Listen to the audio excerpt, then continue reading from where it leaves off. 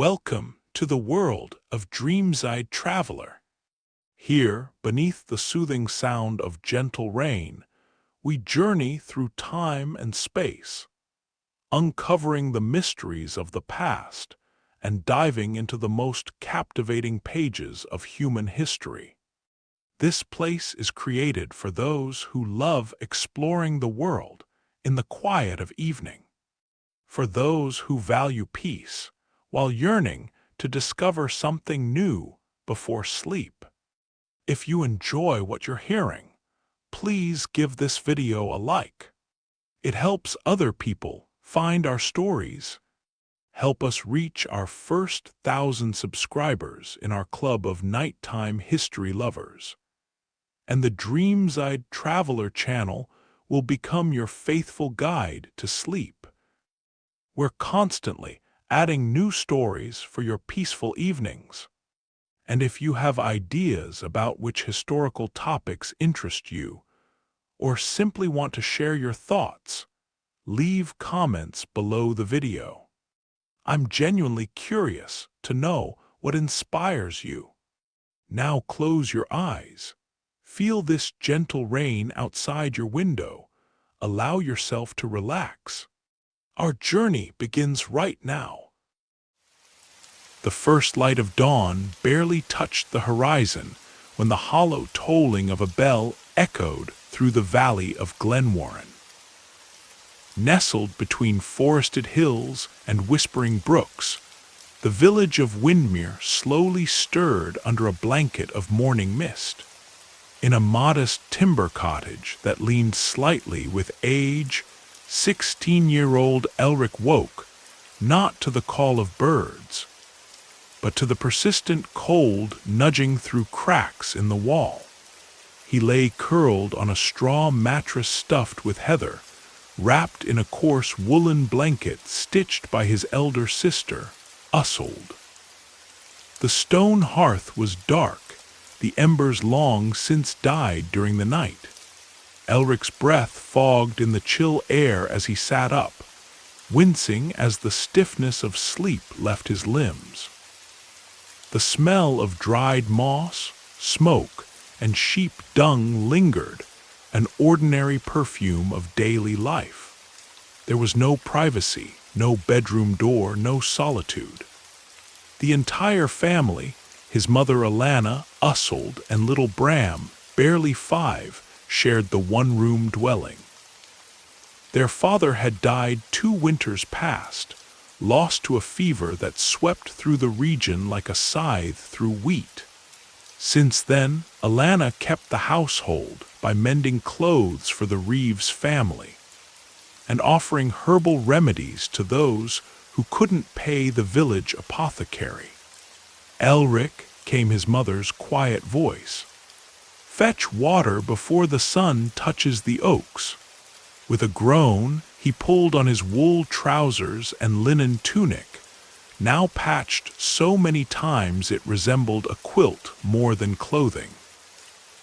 Barefoot, he stepped outside into the crisp morning. The village looked like a charcoal sketch.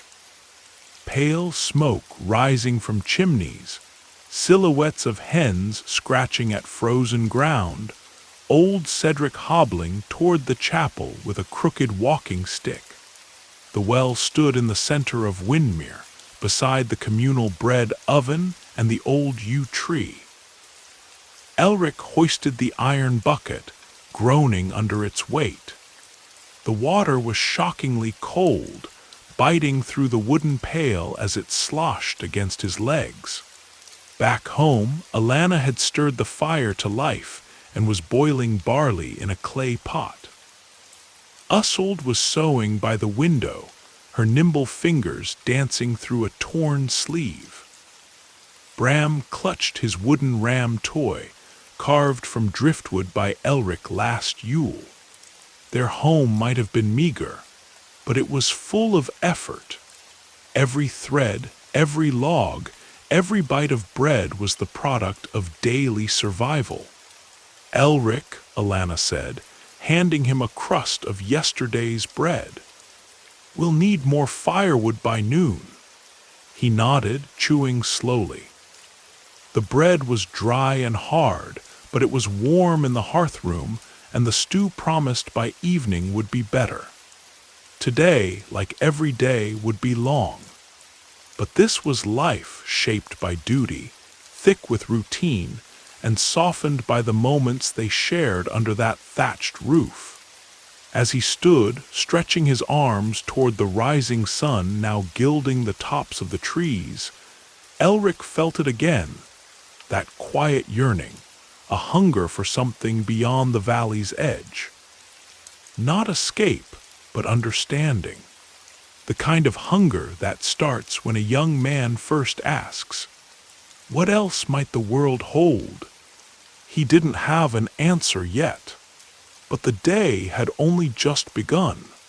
By midday, the village of Windmere was humming with quiet energy. Smoke rose in lazy spirals from open chimneys. Chickens darted between feet, and sheep bleated from behind low, moss-covered fences. Elric had already chopped and stacked the firewood, his hands aching and blistered. But there was no time to rest. Alana had given him a new task: to collect herbs from the forest edge, wild thyme, goosewort, and bramble-leaf. Her stores were nearly empty, and one of the Reeves' daughters had taken ill again. Elric tied a hemp satchel over his shoulder, tucked a small knife into his belt, and slipped through the narrow wooden gate that led toward the ashwood. The sun filtered through a veil of clouds, casting a silver glow over the landscape. Crows flapped from the trees as he passed the last cottage, and stepped into the hush of the woods. The ashwood was old, not dangerous, but thick with whispers and half-told tales. Children were warned not to wander deep, not because of monsters, but because of the bogs and sudden drops hidden beneath the undergrowth. Yet Elric was not afraid. He knew the forest well, had walked it with his father before illness had taken him. The path wound between gnarled oaks and silver-barked ash trees. Ferns brushed against his legs, and the air grew damp with moss and memory. He knelt near a cluster of stones, carefully plucking the sharp-leaved bramble-leaf. Then further down the slope, where the soil turned rich and black, he found the sweet-scented goosewort. As he worked, a sound caught his ear, not bird call, not wind, but something deliberate. A rustle, a breath. He froze. "Who's there?" he called. From behind a tree, a girl stepped out. She was about his age, her cloak muddy, her boots worn. She held a sling in one hand and a dead squirrel in the other. Her hair was dark as crow feathers, her eyes a sharp green. She didn't look startled. She looked amused. "You walk like a cow in armor," she said, grinning. Elric blinked. "I wasn't trying to be quiet." "Then you've succeeded." She came closer, holding up the squirrel. "Trade you this for whatever's in your bag," he frowned. "I'm not a peddler." "Shame. You look like you carry something better than meat." There was a strange charm in her boldness, the way she didn't speak like the other village girls, no deference, no fear, just directness. She introduced herself as Kaelin, a woods dweller from the northern ridge. Her father was a charcoal burner, she said. They lived in a lean-to, and only came to Windmere when supplies ran dry. They walked together for a while, exchanging few words but many glances. She showed him where the thyme grew, deep beneath a fallen log. He told her about the ill girl and his mother's remedies. At the edge of the woods, she paused. "You ever wonder what lies past the ashwood?" "All the time," Elric said. "Good," Kaelin replied. Then maybe you're not as dull as you look." With that, she turned and vanished between the trees like smoke. Elric stood there, stunned and strangely exhilarated. The herbs in his satchel weighed little, yet he felt he carried something far more significant. A new name, a new thought, a tug toward a world wider than Windmere. He returned to the village just as the sun dipped below the ridge, painting the sky in shades of copper and rose. Alana was waiting with a tired smile, and Ussold lit the hearth while Bram dozed against the wall. That night, Elric stared at the wooden beams above his bedroll and thought of Kaelin's voice and the forest path. And for the first time, he dreamed not of survival, but of possibility. Morning fog clung to the low fields like spilled milk, and the roosters were still quiet when Elric rose. His back ached from sleep, but his mind was alert, fired by the memory of Kaelin's voice and her forest-green eyes. The herbs he'd gathered the day before lay drying on linen by the hearth, and Alana was already grinding a new batch into a bitter-smelling paste. But peace never lasted long in Windmere. Before the sun climbed over the eastern ridge, the Reeves men rode into the village. 4 of them, clad in black-dyed wool, each bearing the sigil of a hawk clutching a dagger. They dismounted with a clatter of iron and leather, their boots heavy with purpose. Word spread fast. By the time Elric stepped into the square, half the village had gathered, some hiding behind doors, others feigning chores. Ussold clutched his arm, her face pale. "They're searching homes," she whispered. "Someone stole from the Reeves granary, grain sacks and dried meat." Elric's stomach turned. He had heard of what happened in the western villages, fingers taken for theft, or worse. The Reeves' rule was law, and mercy was rare. The captain of the guards, a barrel-chested man with a scarred lip, barked orders.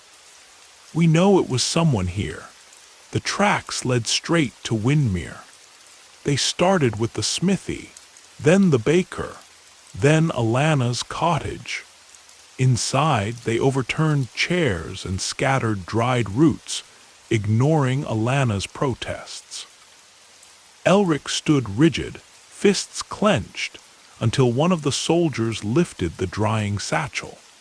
"What's this? Medicinals," Alana snapped. "For the Reeves' daughter, no less." The soldier sniffed. "Looks like forest foraging to me. You two been wandering off." Elric stepped forward. "I gathered them yesterday, near the ashwood." "Convenient," the captain sneered. "That's where the thief fled." The accusation hung heavy in the air. Elric's mouth went dry. "We stole nothing." "Let's hope so," the captain muttered, "for your sake." They left, but the unease remained, festering like a wound. That night the villagers whispered in corners. Some looked at Elric with suspicion, others with fear. A fire had been lit, one that would not burn clean. Ussold pressed close to him as he mended the broken stool by the hearth. "You think it was her?" she asked quietly. "The girl you met?" Elric said nothing. He didn't want to believe it, that Kaelin, with her sly grin and sharp sling, could be the thief. But she lived beyond the village, outside the rules, and she knew where the time grew. He slipped out after dark, the moon veiled behind thin clouds. He followed the forest trail by instinct, every branch and root familiar. Deeper into the ashwood he walked, until he reached the clearing by the hollow log. There, sitting on the log and chewing a strip of dried squirrel meat, was Kaelin. "You followed me," she said, unsurprised. "The Reeves men came. They're looking for a thief." She raised an eyebrow. "And you think it's me?" "I didn't say that. You didn't have to." Silence stretched between them. Elric saw something flicker in her eyes, not guilt, but something colder. Resolve. "They starve us," she said finally. "While the Reeve counts his gold and burns good bread. So yes, we take what we need. You put my family in danger. I put truth in your hands." She stood, tossing the meat aside. "Now you choose what to do with it." Then she disappeared into the trees, as silently as before. Elric stared after her, his thoughts a storm. The world he thought he knew, the village, the rules, right and wrong, was no longer solid ground. And the fog was still thick when he walked home, his heart heavy with choices not yet made. Morning arrived like a warning. The mist had not lifted, and the sky bore the bruised hue of storm clouds. Windmere felt colder, though no frost touched the earth. Elric awoke to find Ussold gone from the bedroll. Her shawl was missing, her boots too. A distant knock rattled the silence. It was the elder's apprentice, red-faced and breathless. "Alana's gone," he said. Elric didn't wait to hear more. He sprinted barefoot to the herbalist's cottage, the door left swinging in the wind. Inside, cabinets stood open, baskets overturned, and the hearth was cold. A single strip of linen, Alana's work sash, lay beneath the window. Torn. Panic turned his limbs to stone. "They've taken her," said Ussold, appearing from the fog behind him. Her eyes were rimmed with tears, her breath shaky. "They think she helped the thieves." Elric clenched his fists. "That's madness." "No," she said bitterly, "it's politics." In the Reeves' domain, justice wore the face of convenience. Word came that Alana had been brought to Grethall Keep, a bleak fortress nestled against the Blackridge Hills, 3 leagues to the north. The Reeves' court held sessions twice a month. The next was tomorrow. "She won't survive a day in the cells," Ussold whispered, clutching Elric's arm. "You know that." He did. The keep was not built for fairness. It was a place for silencing. The weak were punished, and the powerful slept well. Elric couldn't wait. That night, beneath the full moon, he slipped away. He took his father's old cloak, Kaelin's sling tucked into the folds, and a satchel of dried moss and elder bark, not for healing, but for trade. He moved like a shadow, his steps silent, mind burning. The ashwood was alive with whispers. By the 2nd mile, he found her, Kaelin, crouched beside a trickling stream, sharpening a knife with a stone. "They've taken her," he said. She didn't look up. "Alana," he nodded. "They'll try her as a conspirator. I need to get her out. That's suicide." Elric knelt beside her. "Then help me." Kaelin said nothing. Then she reached into her pouch and pulled out a folded map, handmade, weather-stained. "I've scouted the keep. There's an old drain tunnel, dry most seasons. Rats use it, so can we." "How do you know this?" "I don't raid granaries alone." Elric stared at her. "You have a whole band." She nodded once. "People like us, outcasts, forgotten. We steal to live, but not all of us forget who we were." The plan came together in hushed whispers and shared glances. They would move before dawn, under cover of storm clouds. Kaelin would signal her people. Elric would find Alanna. He returned to Windmere one last time before the mission to see Ushold. She waited by the gate, a pack in her hand. "I knew you'd go," she said. He took the pack, then her hand. "Keep the children safe." "You bring her back," Ushold said, eyes burning, "or don't come back at all." He said nothing. Words weighed too much. The night was black, the road long. The cold bit deeper as they neared the keep. From the ridge, the stone fortress looked like a sleeping beast, torches flickering along its walls, the main gate sealed. But the tunnel lay hidden beneath the north bluff, masked by nettles and vines. Kaelin led the way. Behind them came two others, Bren, a mute trapper with a limp, and Myrl, a weathered woman with arms like rope and sharp eyes. They squeezed through the narrow shaft, crawling past filth and stone. The air stank of mold, and the walls dripped. Elric's heart pounded louder with each inch forward. Then they emerged into darkness. A storage room. Barrels, mice, silence. From there, they crept through corridors forgotten by guards. Kaelin's people moved like ghosts, guiding Elric to the lower cells. She was there, Alanna, slumped on a stone bench, her face pale, her hands bound. Her lip was split, but her eyes lit up at the sight of him.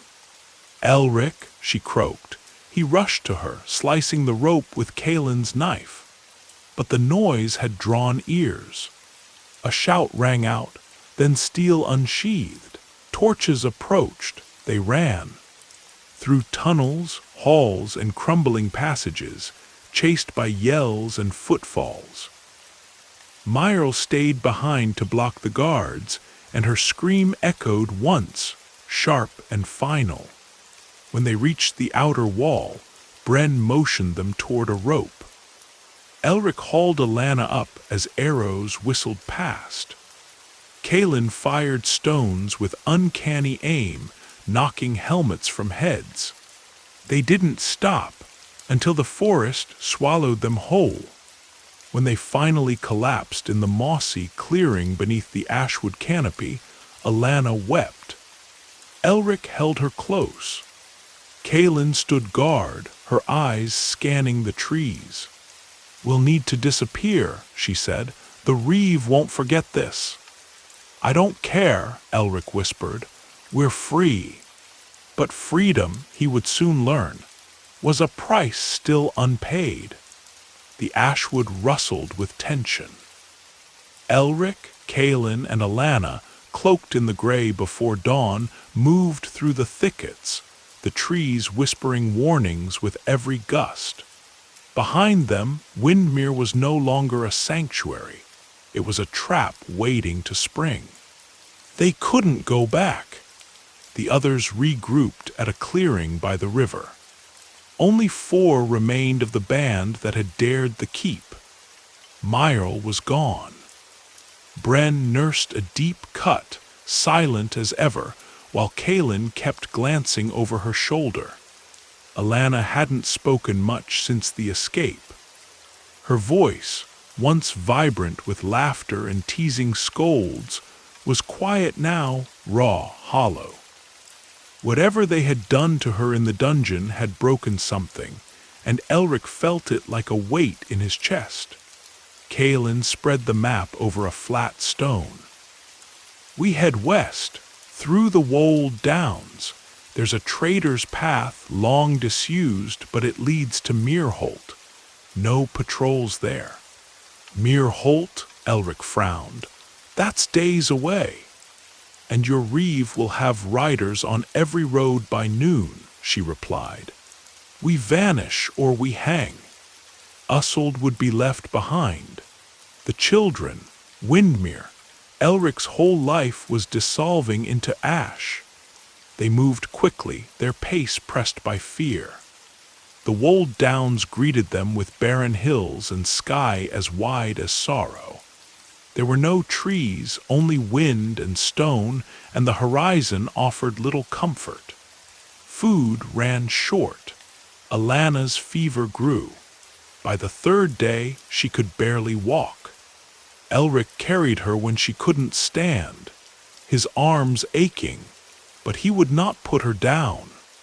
"You'll kill yourself," Kaelin warned. "She saved us all. Now it's my turn." On the fourth night, storm clouds rolled in, thick as boiling ink. They took shelter in the ruins of an old watchtower, walls crumbled and roof half missing. As lightning clawed the sky, they huddled together for warmth. In that cold silence, Kaelin finally spoke of her past.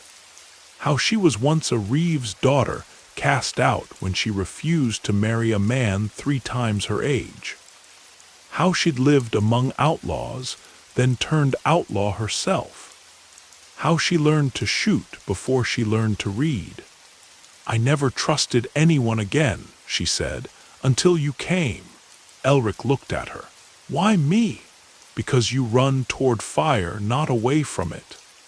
The storm passed, but in its wake came something worse. A column of riders, spotted by Bren at first light. The Reeves scouts, armed and fast. "They must have tracked us through the foothills," Kaelin said. "We can't outrun them," Elric muttered, tightening his grip on Alana's hand. She was burning with fever. "We don't need to," Kaelin replied. "We need to disappear." She led them into a crevice at the foot of a gorge, half swallowed by thorns and stone. There, beneath moss and shale, was a hidden hollow, once a smuggler's den, now their last chance. They hid in the dark for 2 days, riders passed overhead. Voices echoed. Once, footsteps scraped above their heads, but they were not found. On the third dawn, the sounds faded. Alana's fever broke. They emerged into sunlight pale and golden, the sky clear at last. Mirholt was a day's walk. When they arrived, ragged and hollow-eyed, no one asked questions. The town was full of ghosts running from something. They found refuge in a chapel's cellar. Alana healed. Bren took to fishing the bay. Kaelin watched the markets, waiting for trouble. Elric found work with the stone masons, hands blistered but heart steady. One evening, months later, Kaelin joined him by the docks.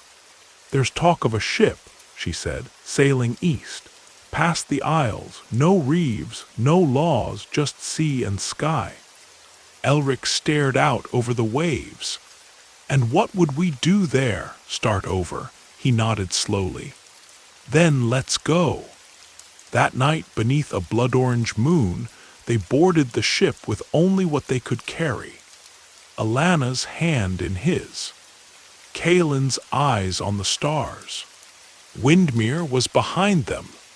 The future unknown. But in their hearts, they carried everything that mattered: memory, fire, and the stubborn belief that freedom was worth the scars.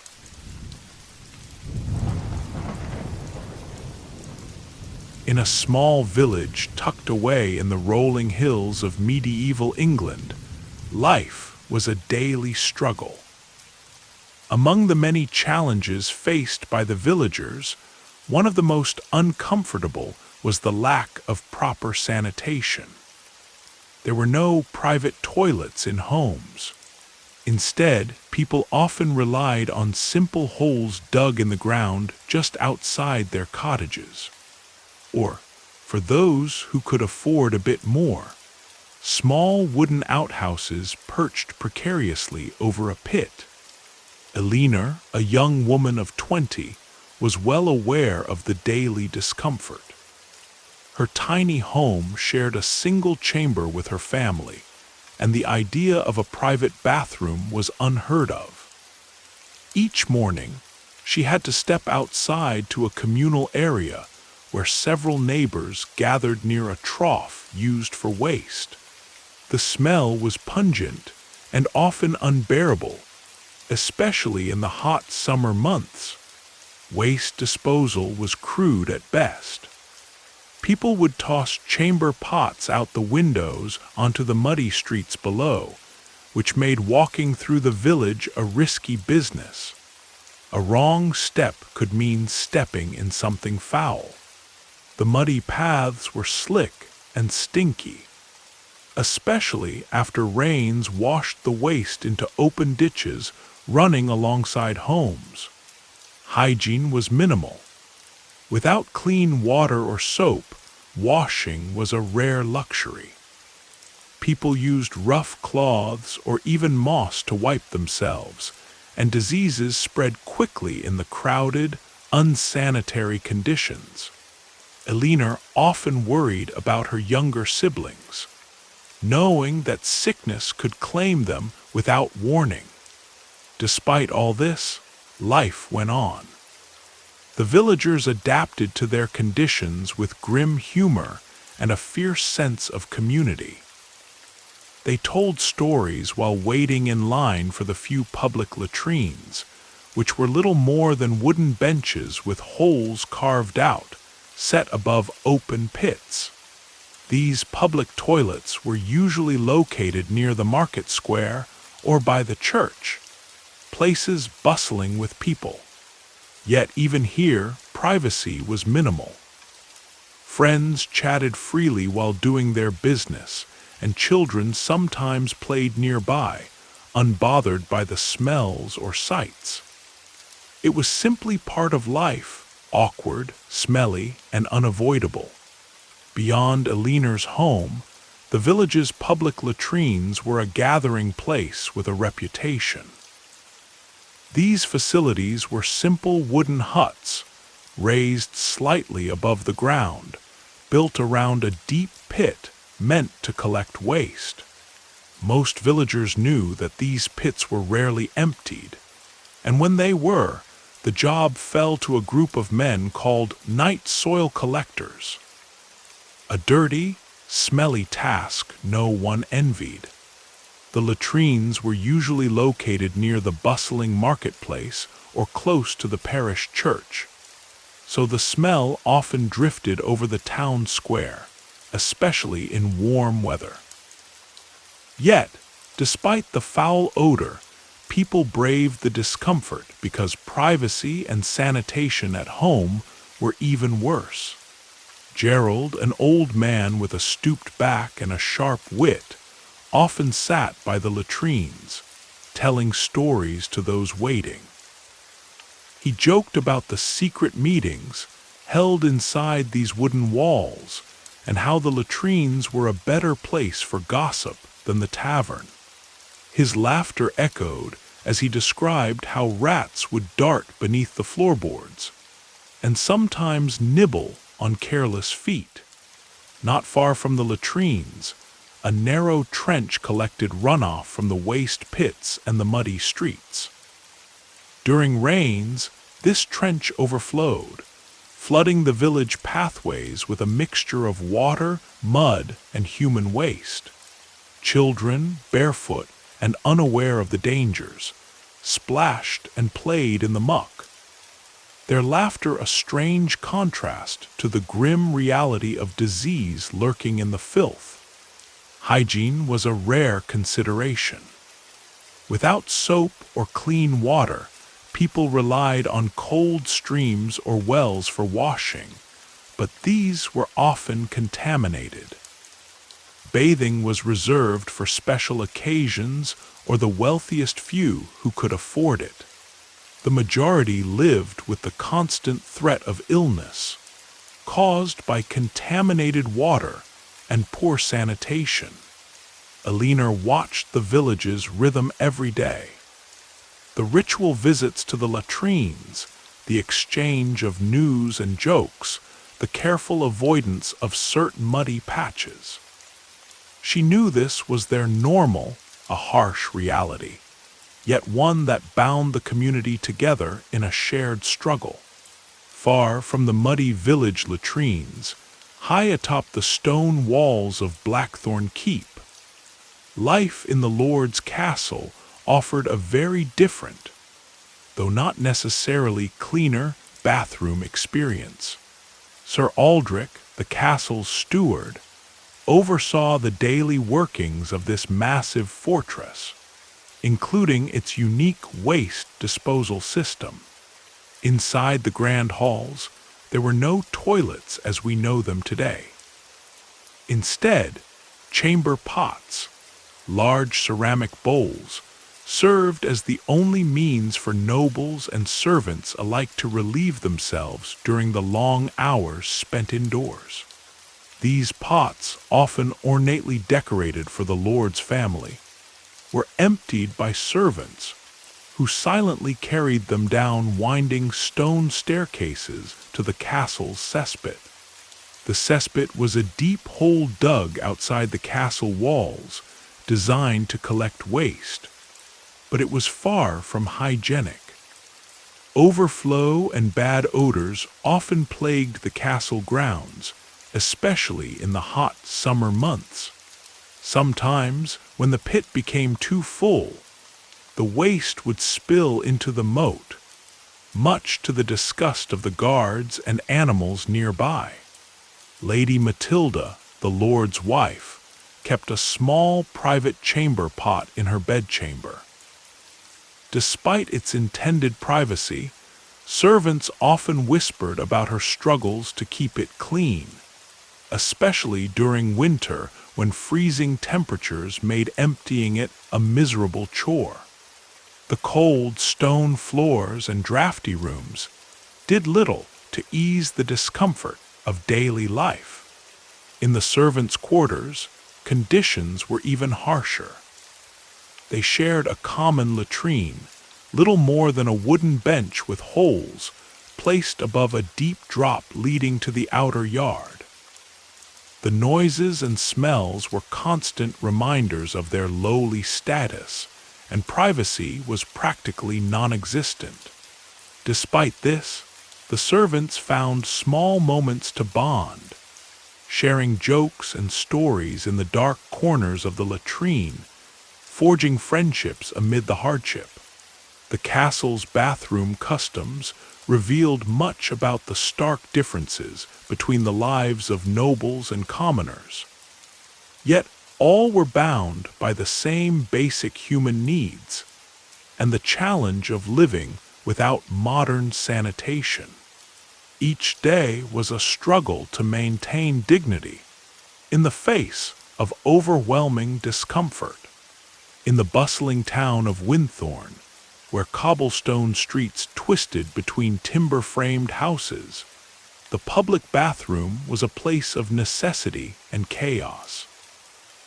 The market square thrived with merchants shouting their wares, children darting between stalls, and townsfolk gathering for news and gossip. But beneath this lively scene lurked one of the less glamorous aspects of medieval life: the public privy. The privy was a long wooden structure built over a shallow ditch running behind the market row. It was an open-air affair, with wooden seats set side by side and little to no privacy for its users. At dawn, the first visitor of the day would find the seats covered in frost or damp from the night's dew. And the smell was a mix of stale waste and morning fog. Edric, a young apprentice blacksmith, often avoided the privy if he could, preferring instead the discreet cover of an alley or a quiet corner behind his master's workshop. But market days made this difficult. The stalls spilled out into every available space, and crowds thronged the streets. The public latrine was the only option for many, and it was a social gathering point, oddly enough. Old farmers and city folk alike would gather at the privy, exchanging news of the crops, the weather, or the latest feud between noble families. Children giggled nervously nearby, curious but wary of the strange odors and sounds. Meanwhile, rats and stray cats prowled beneath the seats, scavenging for scraps, their eyes gleaming in the dim light. Waste was carried away irregularly, often dumped downstream into the river that ran beside the town. This caused the water to turn dark and foul-smelling, a problem that no one knew how to fix. Diseases like dysentery and cholera were common, though people had little understanding of their causes. Despite these hardships, the privy remained a vital part of town life. It was a place where social barriers blurred. Peasants, merchants, and even minor officials all shared the same wooden bench, bound by the necessities of the human body. The sounds and smells, the whispered gossip and shouted arguments, made the privy an unlikely theater of everyday medieval life. In the quieter part of the manor at Elderwood, Lady Isolde prepared for her evening ritual, a rare moment of privacy and care in a world where cleanliness was a luxury. Unlike the townsfolk of Winthorne, who relied on communal privies or open alleys, nobles had small chambers dedicated to their personal needs. Yet, even these were far from what we consider comfortable today. Lady Isolde's chamber was modest, with a wooden seat perched over a stone-lined pit, covered by a carved oak lid.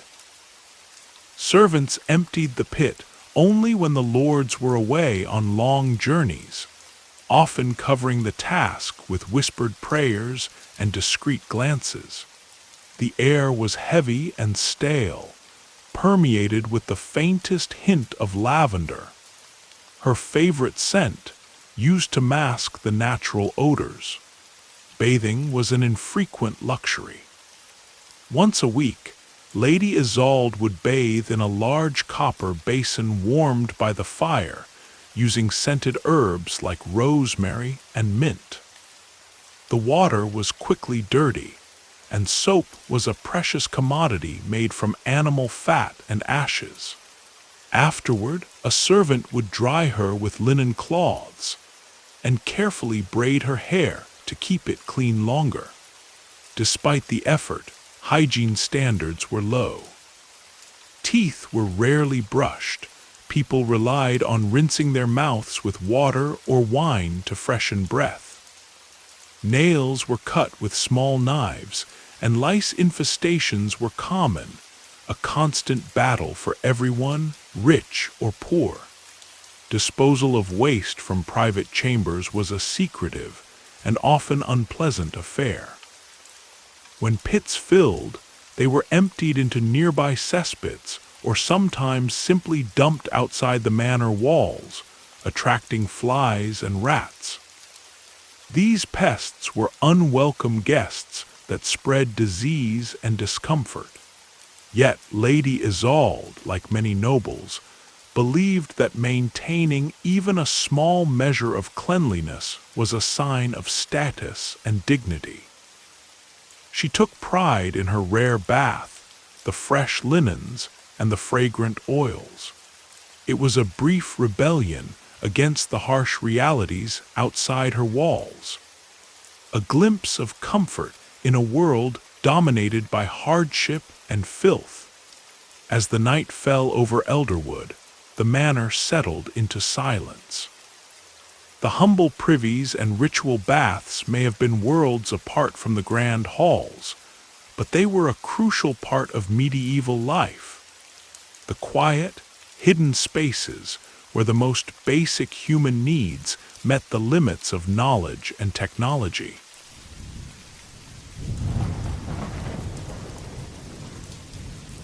In the small village of Dunridge, the first light of dawn crept through the narrow windows of a humble cottage. Edric, a wiry man with sun-weathered skin, stirred from his restless sleep. The day ahead promised hard labor in the fields, and like many in this harsh land, he knew his morning meal was modest at best. His wife Morwen already busied herself near the hearth, stirring a thick pot of potage, a watery stew made from whatever vegetables were available, often just a few roots or dried peas. The smell was faint but earthy, a mixture of boiled cabbage, parsnips, and a handful of barley grains. This was their staple breakfast, a dish so thin it barely filled the stomach, but it was all they could afford. On the rough wooden table lay a few slices of dense, coarse bread. The crust was hardened and darkened with age, speckled here and there with patches of mold. Bread was precious, but often it was saved and eaten even when no longer fresh, as wasting food was unthinkable. Morwen wiped the mold off the edges and handed a piece to Edric, who bit into it with a grimace. Water was rarely trusted. The village well was muddy, and sickness often followed from its use. Instead, Edric poured himself a mug of weak ale brewed the previous week, a pale, sour-tasting beer diluted with water. It was safer to drink than the stagnant water, and provided a little warmth for the morning chill. Nearby, a basket held a handful of pickled cabbage, pungent and sour from last autumn's harvest. The smell was sharp, but added a necessary tang to their meager meal. Fermentation preserved food through the cold months, and though it was far from fresh, it was a vital source of nutrients. As Edric ate, his mind wandered to the nearby market where the lords, cooks prepared feasts far richer and more colorful. But here in Dunridge, survival was tied to the land's offerings and the endurance of simple tastes. Despite its plainness, this breakfast, potage, old bread, weak ale, and fermented vegetables, was the fuel for another day in a world where food was scarce and precious. A quiet ritual that connected villagers to the rhythms of the seasons and the cycles of life. Several days later, the village of Dunridge buzzed with unusual excitement. It was market day, when traders and farmers from nearby hamlets gathered in the dusty square. Edric and Morwen joined the crowd, hoping to trade a few eggs and fresh vegetables for some rare treats. At a stall run by a traveling merchant named Oswin, strange smells wafted through the air. Among jars of honey and dried herbs, Edric spotted a loaf of bread unlike any he had seen before. It was lighter, softer, and only slightly speckled with mold. Oswin explained it had been baked in a town bakery far away and was considered a luxury. Morwen eyed a small barrel of ale that promised a stronger taste than their usual brew. It was darker and fizzed faintly at the rim, brewed with more barley and hops. Stronger ale means fewer illnesses, Oswin said with a knowing grin. Edric nodded eagerly, knowing the value of such a drink.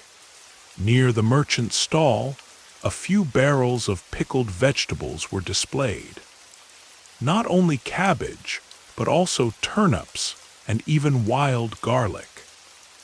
These preserved foods added variety to the usual diet, giving villagers a welcome break from the constant monotony.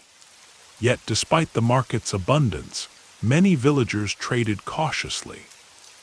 Wealth was scarce, and saving food for the winter was always a priority. Edric and Morwen managed to secure a small loaf of the finer bread and a jug of the richer ale. their eyes sparkling with hope for a rare feast. As they sat down to share their meal by the village well, Edric broke the bread, its texture surprising him with softness and subtle sweetness. The ale warmed his throat, filling him with a rare comfort. The pickled turnips, sharp and tangy, danced on his tongue, a small celebration of flavors otherwise unknown in their daily routine. In that moment, the market brought more than just food.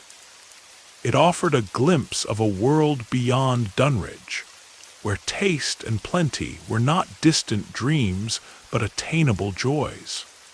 The next morning, as dawn's pale light spilled over Dunridge's thatched rooftops, Edric's family gathered around their small wooden table. Morwen stirred a large pot, simmering over the hearth. The smell was earthy and thick. Today's meal was potage, a simple broth that formed the backbone of their diet. Potage was a humble dish, made from whatever roots and vegetables were on hand. Today, it was mostly onions, leeks, and a handful of dried beans, boiled slowly in water drawn from the village well. Sometimes, if luck favored them, a bit of salted pork or dried fish might be added, but those were rare treats. Edric watched as Morwen ladled the steaming liquid into rough bowls, the meal thin but warm and filling. The bread from the market was broken into chunks and dipped carefully into the potage, soaking up the flavors. Though the broth lacked richness, it nourished both body and spirit. They ate quietly, the clinking of spoons the only sound.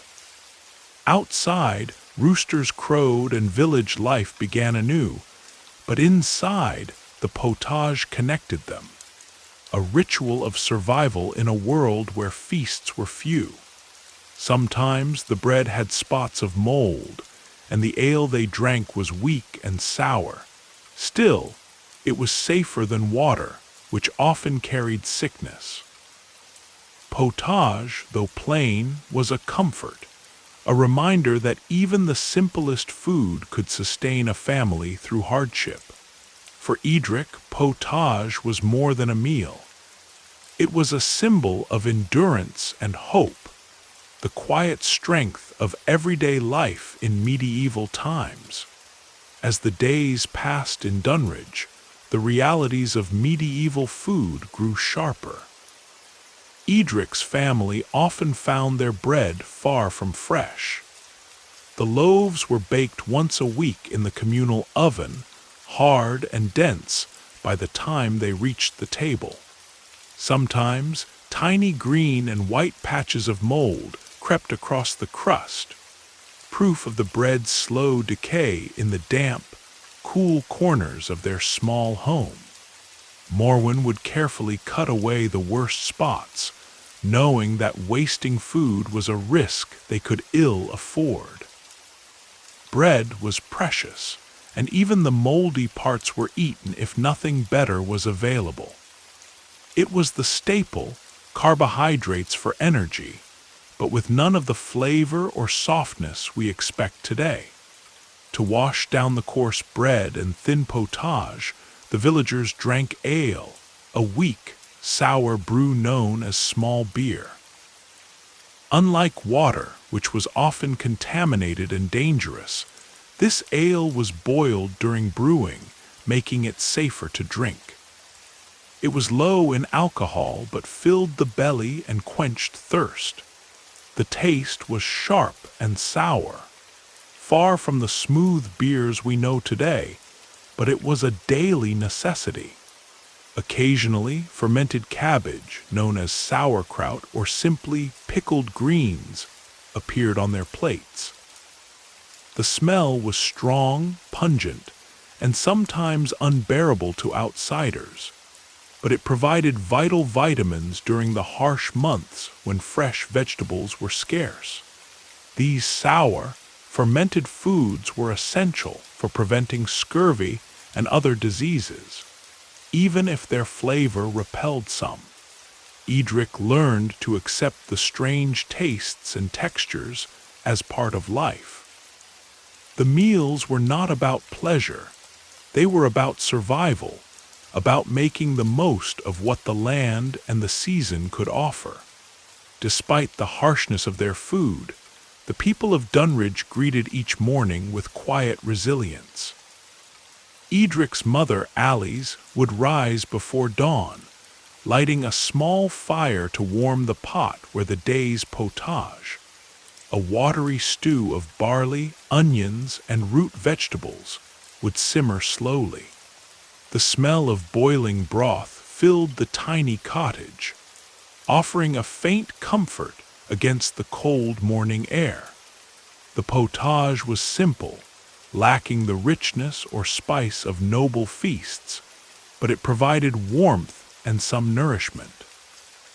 Occasionally, a few dried herbs or a small piece of salted fish would find their way into the pot, gifts from traders or lucky hunts. These additions were treasured, reminders that life sometimes offered small joys amidst hardship. Edric's breakfast plate often consisted of a scoop of potage, a piece of thick, rough bread, sometimes with a thin crust of mold carefully scraped off, and a cup of the sour ale. He would eat slowly, mindful of each bite, knowing well the effort it took for his family to gather even these meager ingredients. Though the meal was humble, it was the start of a new day full of hope and hard work. In a world where food was scarce and uncertain, every meal was a victory, every shared bite a bond between family and survival. In the shadowed alleys of Grimville, a small medieval town where the smoke from hearths mingled with the morning mist, life was a daily struggle, especially when it came to clothing. Ilara, a young woman with calloused hands and a wary gaze, lived in a cramped stone cottage with her family. Their wardrobe was sparse, limited to a few rough-spun tunics and patched woolen cloaks, all faded from years of wear. Clothing in Grimville was not a matter of fashion but survival. Fabrics were coarse and heavy, often made from undyed wool or flax, with colors dull and prone to fading. The wealthy had access to fine silks and dyed linens, but for Ilara and her neighbors, there was only what their own hands could manage: hand-me-downs, scraps stitched repeatedly to stretch their life. Shoes were a luxury rarely afforded. Ilara's feet were wrapped in strips of cloth or old leather soles that barely protected her from the muddy streets and sharp stones. The constant dampness and grime led to sores and infections, but there was little remedy to be found. Worse than the discomfort was the ever-present threat of pests. Fleas and lice thrived in the thick folds of fabric, hiding within hair and seams. Scratching was a constant battle, yet there was no easy cure. The filth that clung to the town streets and cramped homes only fed the parasites. Relentless assault on skin and sanity. Ilara would often stare at her reflection in a cracked piece of glass, noting the redness around her eyes and the rough patches on her skin. In Grimville, hygiene was a luxury, not a habit, and the scent of unwashed bodies mingled with the stench of overcrowded living. This was the grim reality of clothing and cleanliness, where fabric was threadbare, shoes were makeshift, and the battle against parasites was never-ending.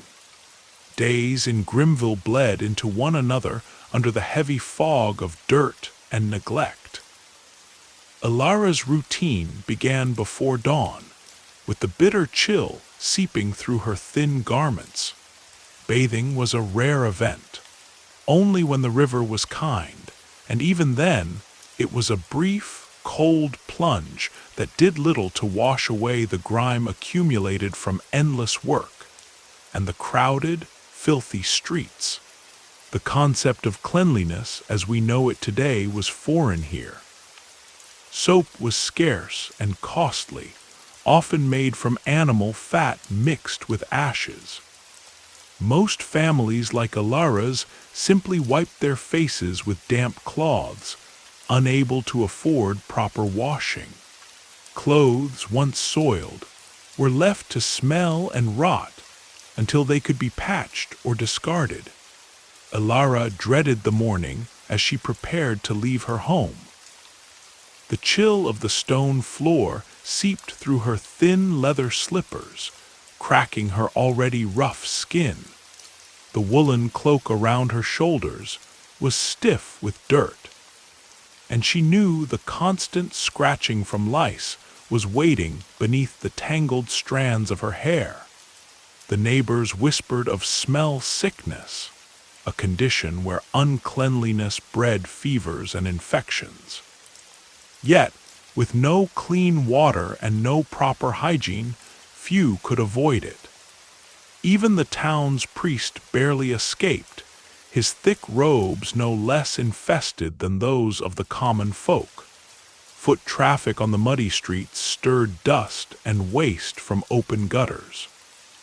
The foul smell was nearly constant, a mix of rotting food, human waste, and animal dung. People tried to shield their noses, but the stench clung stubbornly, much like the lice in their hair. Despite the hardships, Ilara found moments of defiance, a splash of water on her face, a piece of cloth scrubbed raw in the river. These small acts were her rebellion against the grime, a fragile hope that someday life might be cleaner, easier. As the sun climbed higher, casting a pale light over Grimville, Ilara faced another daily ordeal, her clothes. They were not just garments but a second skin, stained and worn from constant use. Fabric was precious, and new clothes were a luxury few could afford. So people patched and repatched their worn-out tunics and skirts until the threads threatened to give way. Ilara's favorite dress, once a deep shade of forest green, had faded to a dull brown. Its edges were frayed, and small holes dotted the fabric, battle scars from days spent working in the fields and the market. The seams often pulled apart, and she would sit by the fire in the evenings, mending each tear with needle and thread, aware that even this would only buy her a few more weeks of wear. But the worst part was not the rips or stains. It was the pests. Lice and fleas made their homes in the folds of clothing and tangled hair, tormenting everyone. Ilara spent countless itchy hours scratching bites that left her skin raw and red. Remedies were crude, herbs crushed into pastes or sprinkled in hair. But these offered only brief relief. Footwear was no better. Ilara's boots were crafted from rough leather, stiff and unforgiving. They lacked any lining or cushioning, and every step on the uneven cobblestones sent pain through her soles. Many villagers went barefoot despite the hazards, but Ilara's feet were too tender for that. Blisters and infections were common, and without proper care, these could become serious. Hygiene was a concept tangled with superstition. Some believed that washing too often could invite illness, while others thought lice were a sign of divine punishment. Such beliefs kept people from seeking better habits, locking them in cycles of discomfort and disease. Even the wealthy were not spared. Lords and ladies draped in fine silks and velvets often suffered from skin conditions caused by poor hygiene and the thick layers of heavy clothing that trapped sweat and dirt. In this grim reality, clothes were both armor and curse, protecting from the elements but inviting misery and sickness. Ilara dreamed of a day when clean, comfortable garments might be common, a world far removed from the hardships of her own. As days turned to weeks in the village of Grimville, Ilara's struggles with clothing deepened. The weather shifted unpredictably, bringing biting cold that seeped through the tattered fabric and gnawed at her bones. Layering was a necessity, but every extra garment added weight and stiffness, making movement a chore. The fabrics available were coarse and scratchy, linen and wool primarily, sometimes dyed with faded colors from natural plants, but nothing bright or lasting. Fine materials like silk were treasures only found in the castles or the homes of wealthy merchants far from Grimville's dusty streets. Ilara envied the nobles, who wore gowns and robes that flowed and shimmered, but she knew their lives were far from perfect. The heavy velvets and thick layers trapped heat and sweat, creating breeding grounds for rashes and infections.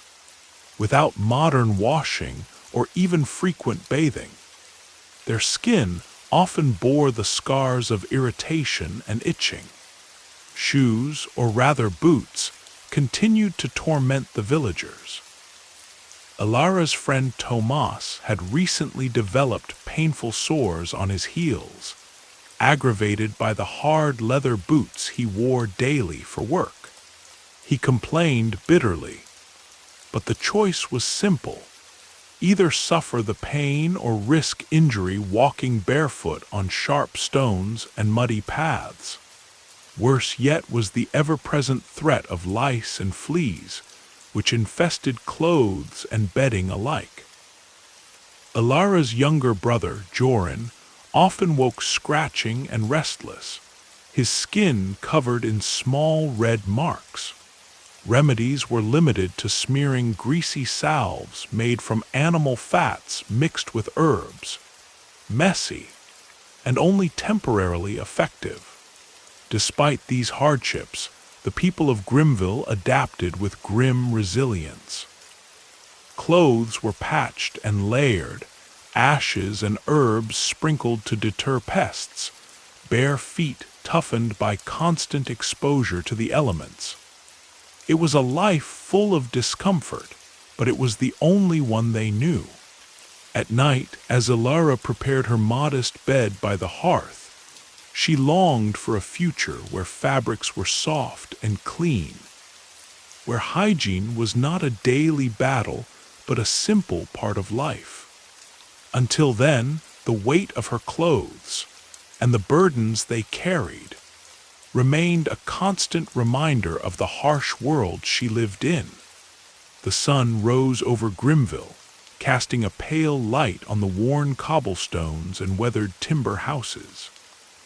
Ilara's nose twitched as she stepped outside, greeted not by fresh morning air, but by a dense fog of smells: sour sweat, stale ale, and the unmistakable odor of unwashed bodies and clothes. Bathing was a rare luxury, often reserved for market days or special occasions. Most villagers simply wiped their faces with damp cloths, or rubbed their hands and feet with handfuls of ash and herbs to mask the smell.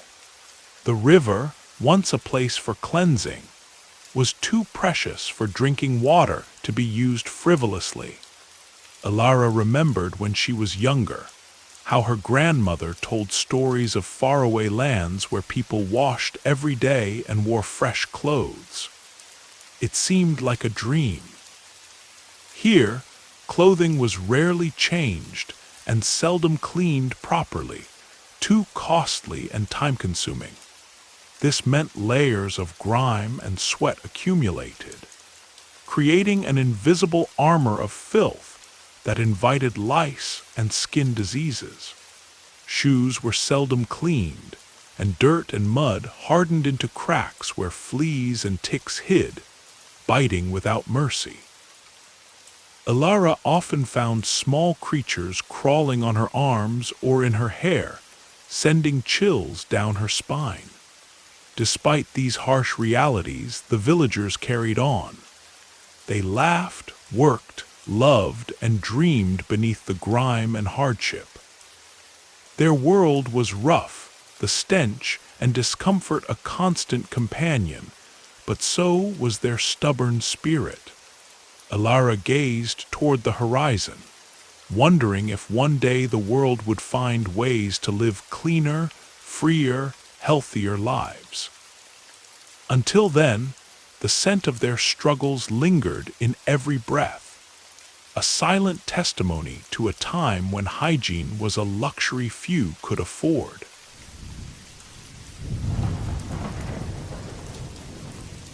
In the shadowy village of Greendale, nestled between misty hills and thick forests, lived a young man named Roland. The year was far from our own, long before dentists and toothbrushes existed. Every morning, Roland woke with a mouth that felt raw and swollen, his breath heavy with a stench that made even his closest kin recoil. He rubbed his gums with a rough piece of cloth, trying to ease the persistent ache gnawing at his molars, but relief was rare. In Greendale, no one had ever heard of brushing teeth. Instead, people chewed on twigs from certain trees, hoping the bitter sap would clean their teeth or mask the foul taste. Water was scarce and often too dirty to rinse properly.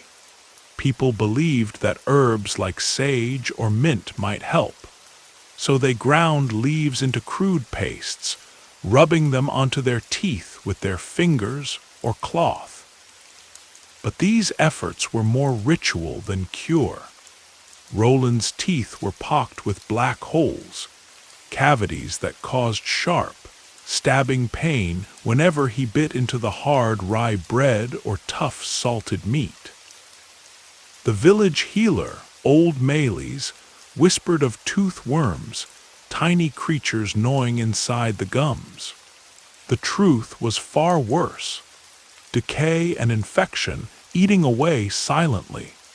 One night the pain became unbearable. Roland could barely sleep. His cheeks swelled, throbbing with a fever that made his whole face burn. He knew what was coming, a trip to the village barber surgeon, a man named Joran, whose tools were rusty knives and pliers, and whose hands were steady but harsh. Roland sat trembling on a rough wooden stool as Joran worked by candlelight. The sharp pinch of the pliers gripped a rotten tooth. With a grunt, the barber yanked it free. The pain exploded through Roland's jaw. Blood poured, mixing with tears and sweat. There was no anesthetic, only cold bravery and desperate hope. Afterwards, Melees applied poultices of crushed herbs to the wound, chanting prayers to keep evil spirits away. Sometimes the pain eased. Often it worsened. Many villagers lost teeth early, and few ever smiled freely. Despite the suffering, life in Greendale went on. People talked less about their aching mouths and more about the harvest, the weather, and the rumors from the distant castle. Yet every grimace told a story of silent torment, of teeth worn down, gums bleeding, and the cruel reality of medieval dental despair. Days passed after the brutal tooth extraction, but Roland's troubles were far from over. The empty gap in his jaw throbbed constantly, and a nasty taste lingered in his mouth. He avoided eating anything too hard, relying mostly on soft porridge and weak broth. Yet, the infection quietly crept deeper. His gums turned angry red, swollen like ripe berries. And at night, the pain flared into sharp bursts that stole his breath. In Greendale, folk whispered about strange remedies, some more terrifying than the ailments themselves. One such cure was the infamous tooth-drawing ritual. Villagers believed that evil spirits lived inside the rotten tooth roots and had to be forced out. Joran, the barber surgeon, sometimes applied heated irons or bitter herbs directly to the gums, causing fierce burns that left scars, but no guarantee of healing. Roland's cousin, Elspeth, was one of the few who tried to comfort him. She brought him crushed clove buds, an aromatic spice that sometimes numbed the pain briefly. She told stories of distant lands where people rinsed their mouths with fragrant waters, and had tiny sticks they rubbed on their teeth daily to keep them clean and white. But such marvels felt like fairy tales in the grim reality of Greendale. Without proper knowledge or tools, the villagers were trapped in a cycle of pain and makeshift cures. Tooth decay often led to deadly infections. Abscesses could spread through the jaw or even the brain. Some sufferers ended their days with swollen faces and fevers too severe to survive. Roland watched his neighbors, many older than him, with missing teeth and broken smiles. The harsh winters, poor diet, and constant dust filled with grit made dental health worse. Shoes worn thin, clothes patched again and again, but no one had a spare tooth. One evening, as Roland lay by the fire, he whispered a hope. That one day, people would understand teeth better, that they would find ways to stop the pain and save their smiles. Until then, the battle with decay continued silently in every mouth of Greendale. Winter's chill tightened its grip on Greendale, and with it, the hardships of dental suffering grew heavier. Roland's face had swollen noticeably, the infection refusing to yield. His breath smelled foul, and every attempt to speak or chew sent sharp jolts of agony through his jaw.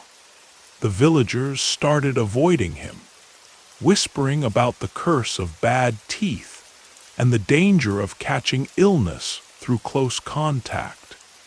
Desperate, Roland sought out Brother Anselm, the village priest who was known not only for his faith, but also for his strange collection of herbs and potions. The priest's small chamber smelled of dried rosemary and sage, with bundles of twigs hanging from the ceiling. Anselm spoke softly as he prepared a poultice from crushed garlic, wine vinegar, and honey. A sticky, bitter mixture he claimed could draw out infection. Roland sat silently while the priest spread the poultice over his swollen gums. The burning sting made tears spring to his eyes, but relief followed, dulling the worst pain for a little while. Anselm warned him that these remedies were temporary. Without clean water or proper hygiene, the battle was uphill. Outside, rumors spread that a traveling healer might pass through the nearby town. Unlike the local barber surgeon who pulled teeth with crude force, This healer was said to use delicate tools and rare herbs from faraway lands. Hope flickered in Roland's heart. Meanwhile, daily life in the village went on. Children played despite their crooked, broken teeth. Mothers scolded their little ones for chewing on hard bread crusts. Farmers labored in the cold, their faces etched with lines from pain and fatigue. Greendale was a place where smiles were rare, and dental despair common. Roland tried to rest and recover, but the infection was relentless. One night, fever seized him, drenching his sheets in sweat. He knew his fight was far from over. Yet somewhere deep inside, a quiet resolve grew. He would endure, learn, and maybe one day help others avoid the fate of his aching jaws. Spring came slowly to Greendale, melting the snow and bringing faint warmth to the weary village. Roland, though still weakened, managed to make the difficult journey to the neighboring town of Elderford, where the traveling healer was said to stay. Each step pained his swollen jaw, but hope spurred him forward. Elderford was larger and busier, with cobblestone streets and a lively market. The healer's tent stood near the town square, brightly colored and adorned with strange symbols. Inside, a tall woman named Isolde greeted Roland with calm eyes. She was unlike anyone he had met. Well-traveled, knowledgeable, and kind. Isolde examined Roland's mouth carefully, speaking softly to calm his fears. She pulled from her bag an array of delicate tools, thin metal picks and small mirrors, shining and clean.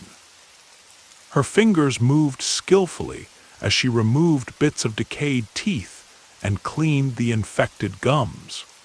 The procedure was painful, but far less brutal than the barber surgeon's harsh extractions Roland had feared. Afterward, Isolde applied a soothing paste made from crushed herbs, frankincense, and a touch of salt. She explained that good oral care was not just about curing pain, but preventing future suffering. She taught Roland to rinse his mouth daily with a mixture of warm water and vinegar, and to choose certain herbs that helped freshen breath and strengthen gums.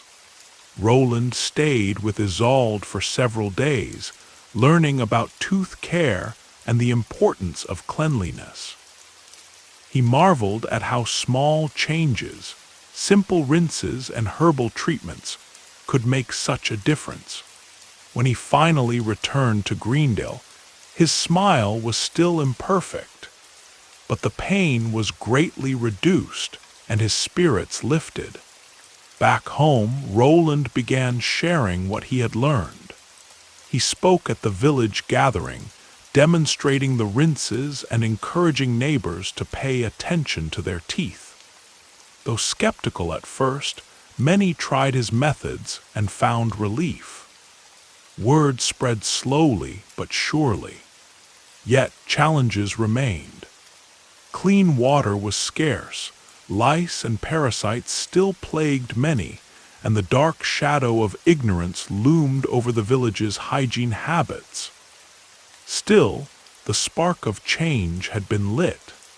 Roland's journey showed that even in the harshest times, knowledge and care could begin to turn the tide against dental despair. Months passed since Roland's return to Greendale. Slowly, but surely, the village began to change. People, once indifferent or resigned to their dental pain, started to take notice of the small improvements in their neighbors' smiles. The simple habit of rinsing mouths and chewing fresh herbs spread like a quiet revolution. Roland himself became something of a local figure, part teacher, part healer.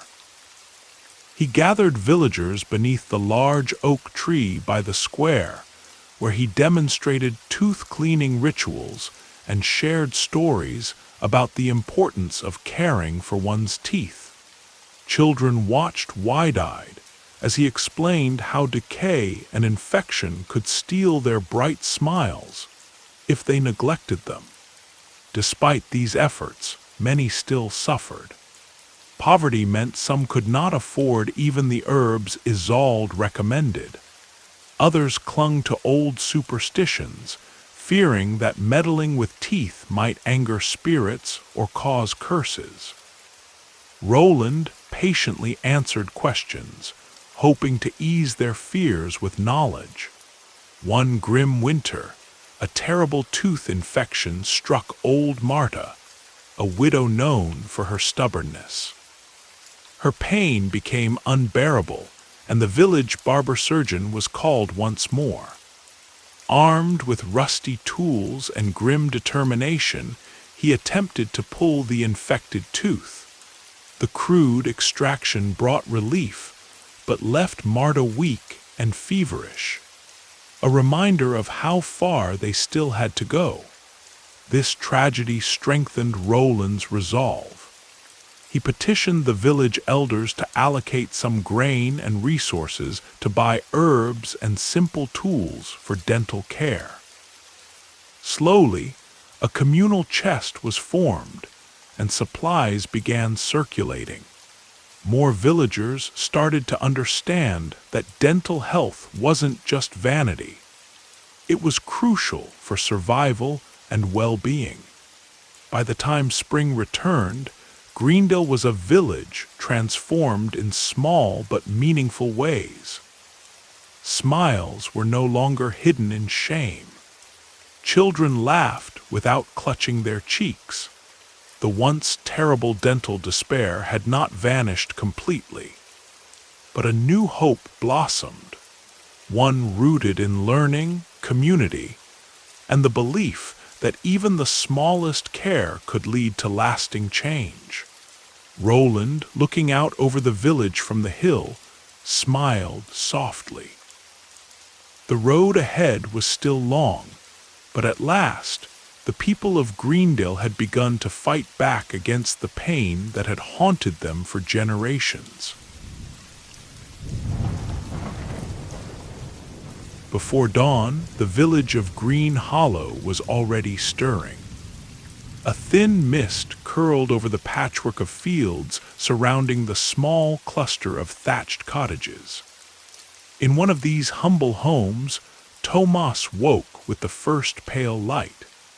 His body ached from yesterday's labor, but there was no time to rest. Today, like every day, would stretch long and hard. Tomas pulled on his worn linen shirt and rough woolen breeches, the fabric stiff with dirt and sweat from weeks of hard work. Outside, the low murmur of roosters mixed with the distant bleating of sheep. His wife, Elda, was already stoking the hearth fire, and their children, little Anya and Joran, rubbed sleep from their eyes, knowing they too must soon join the endless cycle of work.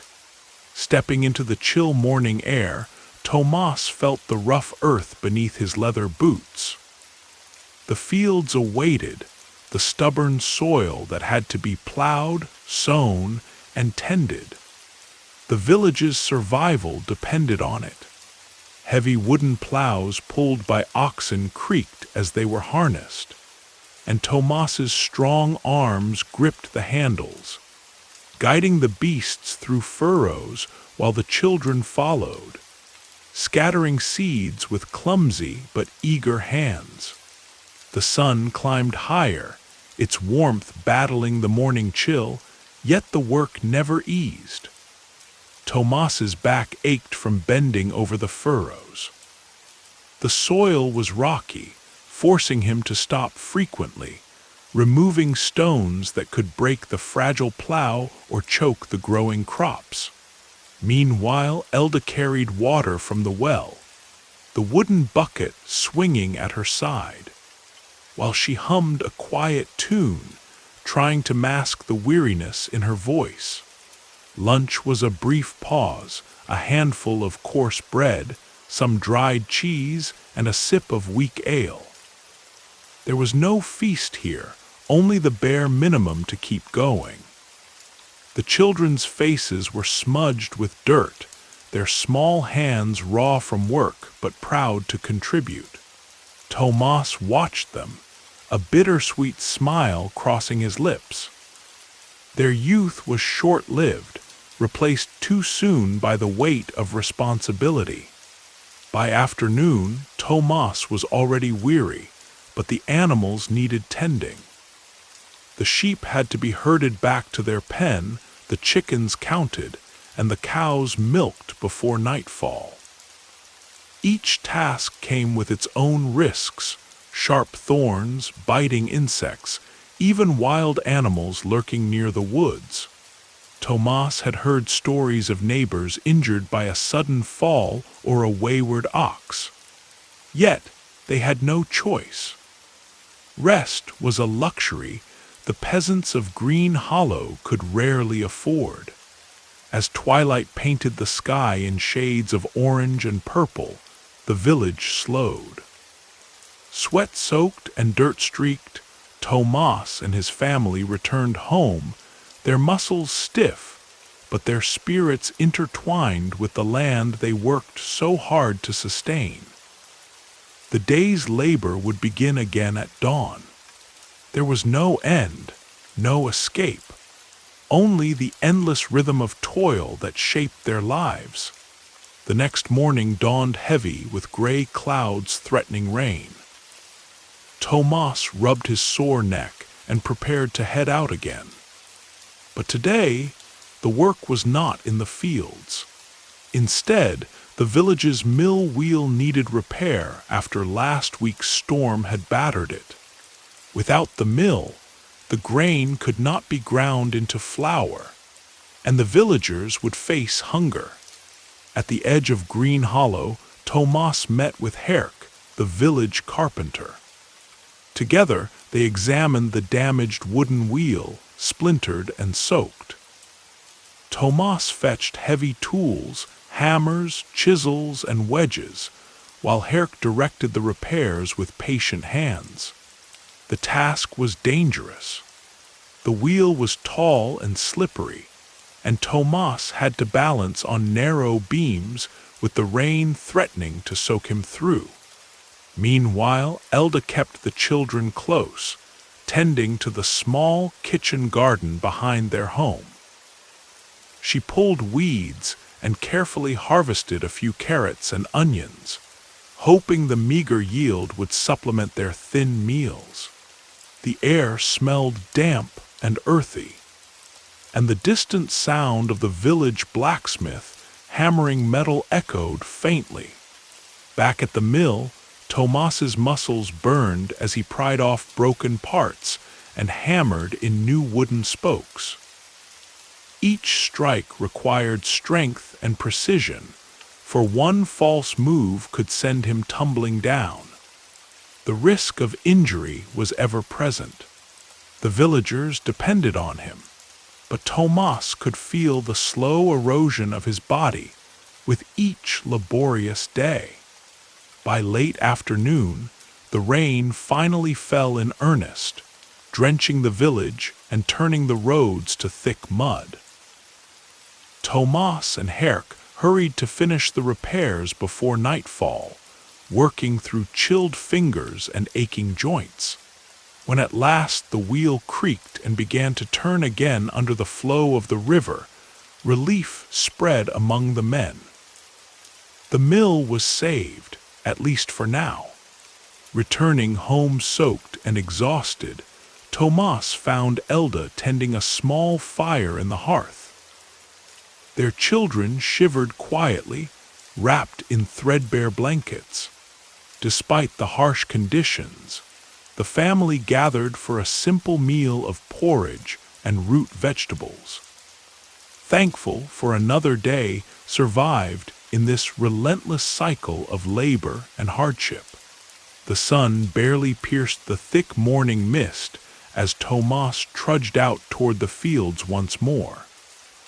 This time, the task was relentless weeding. The fertile soil was generous, but also fed countless stubborn weeds that threatened the crops. Tomas's fingers, already cracked and calloused, worked tirelessly, pulling up the intruders one by one. Children like little Mila tagged along, their small hands awkwardly trying to help, though mostly getting tangled in vines or chasing insects. Tomas smiled wearily at her persistence, but knew she would soon be sent back home. There was too much work for one pair of hands. Even at her young age, Mila had learned that there was no time to play. The fields stretched endlessly, their rows of barley bending in the faint breeze. Tomas and his neighbors labored side by side, but competition was fierce. Each family depended on the harvest to survive the harsh winters ahead.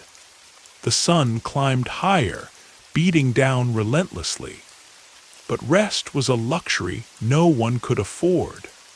Occasionally, Tomas paused to wipe sweat from his brow or take a gulp from his leather water pouch, the water often lukewarm and muddy. The heavy wooden plow stood nearby, waiting for the next round of furrows that Tomas would have to till with the help of his worn oxen. Danger was always near. The soil hid hidden roots that could snap a plow's blade or rough stones that might trip the oxen and cause injury. Tomas winced as he imagined the consequences of such accidents. Medical care was scarce, and an injury could doom a family. As the sun began to dip low, Tomas's back ached and his legs trembled, but he continued until the fields were as clear as possible.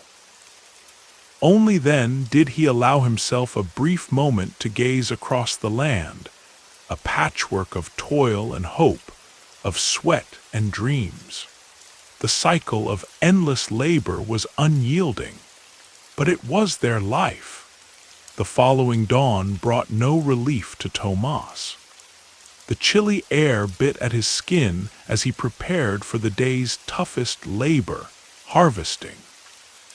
The village fields were dotted with other families, their figures bent low, sickles flashing in the morning light.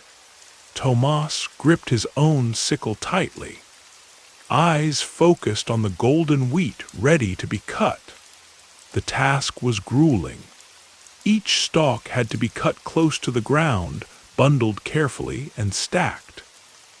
Tomas's arms burned with exertion, his hands raw from gripping the rough stalks. The noise of sickles scraping against stalks filled the air, a harsh, unending rhythm. Children, including young Mila, returned to the fields, their small voices weaving through the chorus of labor. They gathered fallen grains and helped carry bundles when their strength allowed. But the work was too demanding for them, and Tomas had to keep an ever-watchful eye to prevent accidents. The heat grew oppressive. Sweat soaked Tomas's coarse tunic, and the sun's rays seemed to sap the very life from the earth itself. Despite the exhaustion, the villagers dared not stop until the entire harvest was secured. A missed day could mean ruin when winter came. The tools were crude and often broken. Tomas cursed the splintered handle of his sickle and made plans to trade for a new one, bartering a few eggs or some vegetables at the market. Injuries were common. Cuts, bruises, and even sprains threatened to slow down the harvest. But no one had the luxury to rest for long. By late afternoon, the sky darkened with gathering clouds. A sudden storm rolled in, drenching the fields and forcing the villagers to scramble. The wet wheat was heavier, harder to stack, and the risk of spoilage loomed. Tomas's heart sank, another obstacle in their endless struggle. Yet, even as rain soaked through his clothes and the cold chilled his bones, Tomas knew this work was their lifeline. The harvest might be brutal and unforgiving, but it was the only thing standing between them and starvation. The final stretch of the day was the most unforgiving. As dusk painted the sky in shades of orange and purple, Tomas and the other villagers dragged their weary bodies toward the village. Their hands bore blisters and cuts, muscles ached from the ceaseless labor. But the work was far from over. Back at the village, the families gathered to process what little they had harvested. Tomas's wife, Alina, stirred a pot over the fire, preparing a meager stew that would nourish their tired bodies. The children sat nearby, too exhausted to play, their faces smeared with dirt from the fields. Tomas took a moment to tend to his injuries, dipping a cloth in herbal concoctions that offered some relief, though the pain was persistent. Every scratch and bruise told a story of survival, a testament to their harsh reality. Even as night deepened, Tomas knew tomorrow would demand just as much, if not more. The cycle of planting, tending, harvesting, and surviving never ceased. The village's fate hung on the strength of its people and the unforgiving land they called home. Yet amidst the endless toil, moments of laughter and hope flickered. Stories were shared by the fire, songs sung softly to keep spirits alive. Tomas held tightly to these brief respites, knowing that in this relentless world they were the true treasures. The work was hard, the conditions harsh, but it was life, the only life Tomas and his village knew. Through sweat and pain they endured, their resilience quietly shaping the future of their humble world.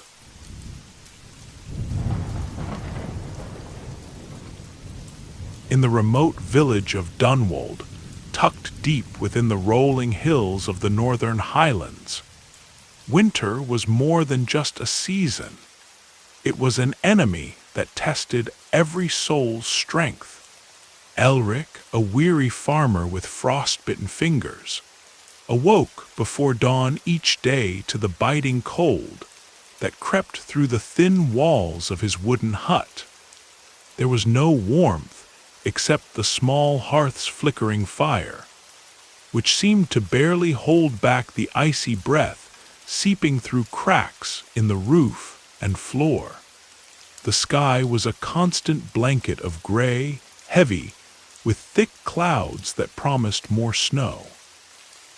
Outside, frozen earth cracked underfoot, and the fields where crops should have grown lay barren beneath layers of frost and ice. Elric's wife, Brinna, wrapped in threadbare wool, tended to their small herd of goats, her breath steaming in the frigid air. Even the animals seemed to suffer, hooves slipping on hardened ground, and the thin grass beneath their feet coated in frost. Water froze in the villages well each night, forcing the villagers to chip away at the ice with whatever tools they had. Drinking water was scarce, so many drank weak ale or warmed broth instead. Clothing, made mostly from rough wool and leather, offered little protection. Heavy furs were a luxury only the wealthiest could afford. Elric's worn boots had long lost their waterproofing, and every step through snow and slush sent cold through his bones. Inside the huts, children huddled close to their mothers, faces red from cold and cheeks chapped. The cold wasn't just uncomfortable, it was dangerous. Frostbite and illness stalked the village, taking the weakest in the dead of night. Stories spread of neighbors lost to the cold, their bodies found frozen outside, forever trapped by winter's cruel grip. But even in these harsh days, life went on. The villagers shared what little they had, lighting candles made from animal fat to brighten dark evenings. They whispered prayers to the old gods, hoping for mercy, for a thaw, for sun to break the endless gray. Yet winter held tight, a relentless opponent, shaping the lives and spirits of all in Dunwald.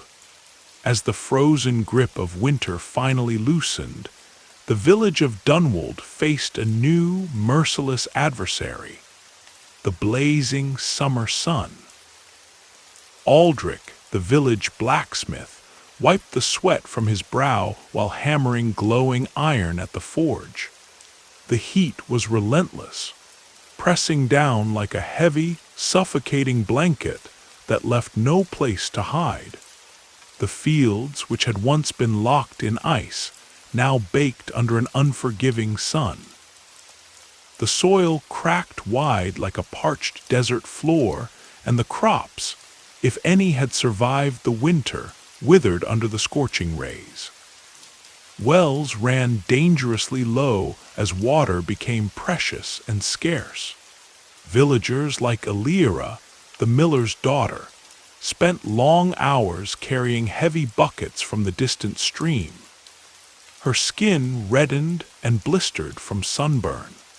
Clothing offered little relief. Made from thick, coarse fabrics, it trapped heat and soaked with sweat. People often went barefoot or wrapped thin cloths around their heads to shield against the sun. Despite this, flies and other insects swarmed mercilessly, drawn to the sweat and the foul odors that came from infrequent bathing. Clean water was a luxury, and most had to settle for rinsing with cool river water, which often carried sickness with it. Children played under the sparse shade of a single old oak tree, their laughter a brief distraction from the endless toil. But even play was quickly abandoned when the sun grew too fierce. The village elder, Oswin, warned that the hot season was dangerous. Heat stroke and dehydration claimed many, especially the elderly and young. Inside their homes, the heat trapped dust and the stench of sweat, making even sleep difficult. At night, villagers tried to find relief under thin blankets or out in the open air, but mosquitoes feasted on exposed skin, adding misery to the heat. The summer in Dunwald was a trial of endurance, as harsh and unyielding as the winter that preceded it, reminding everyone that nature was an opponent to be respected and feared.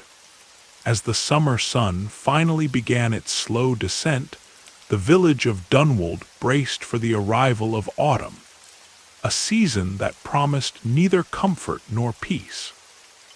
A cold wind sliced through the narrow streets, carrying with it the smell of damp earth and fallen leaves.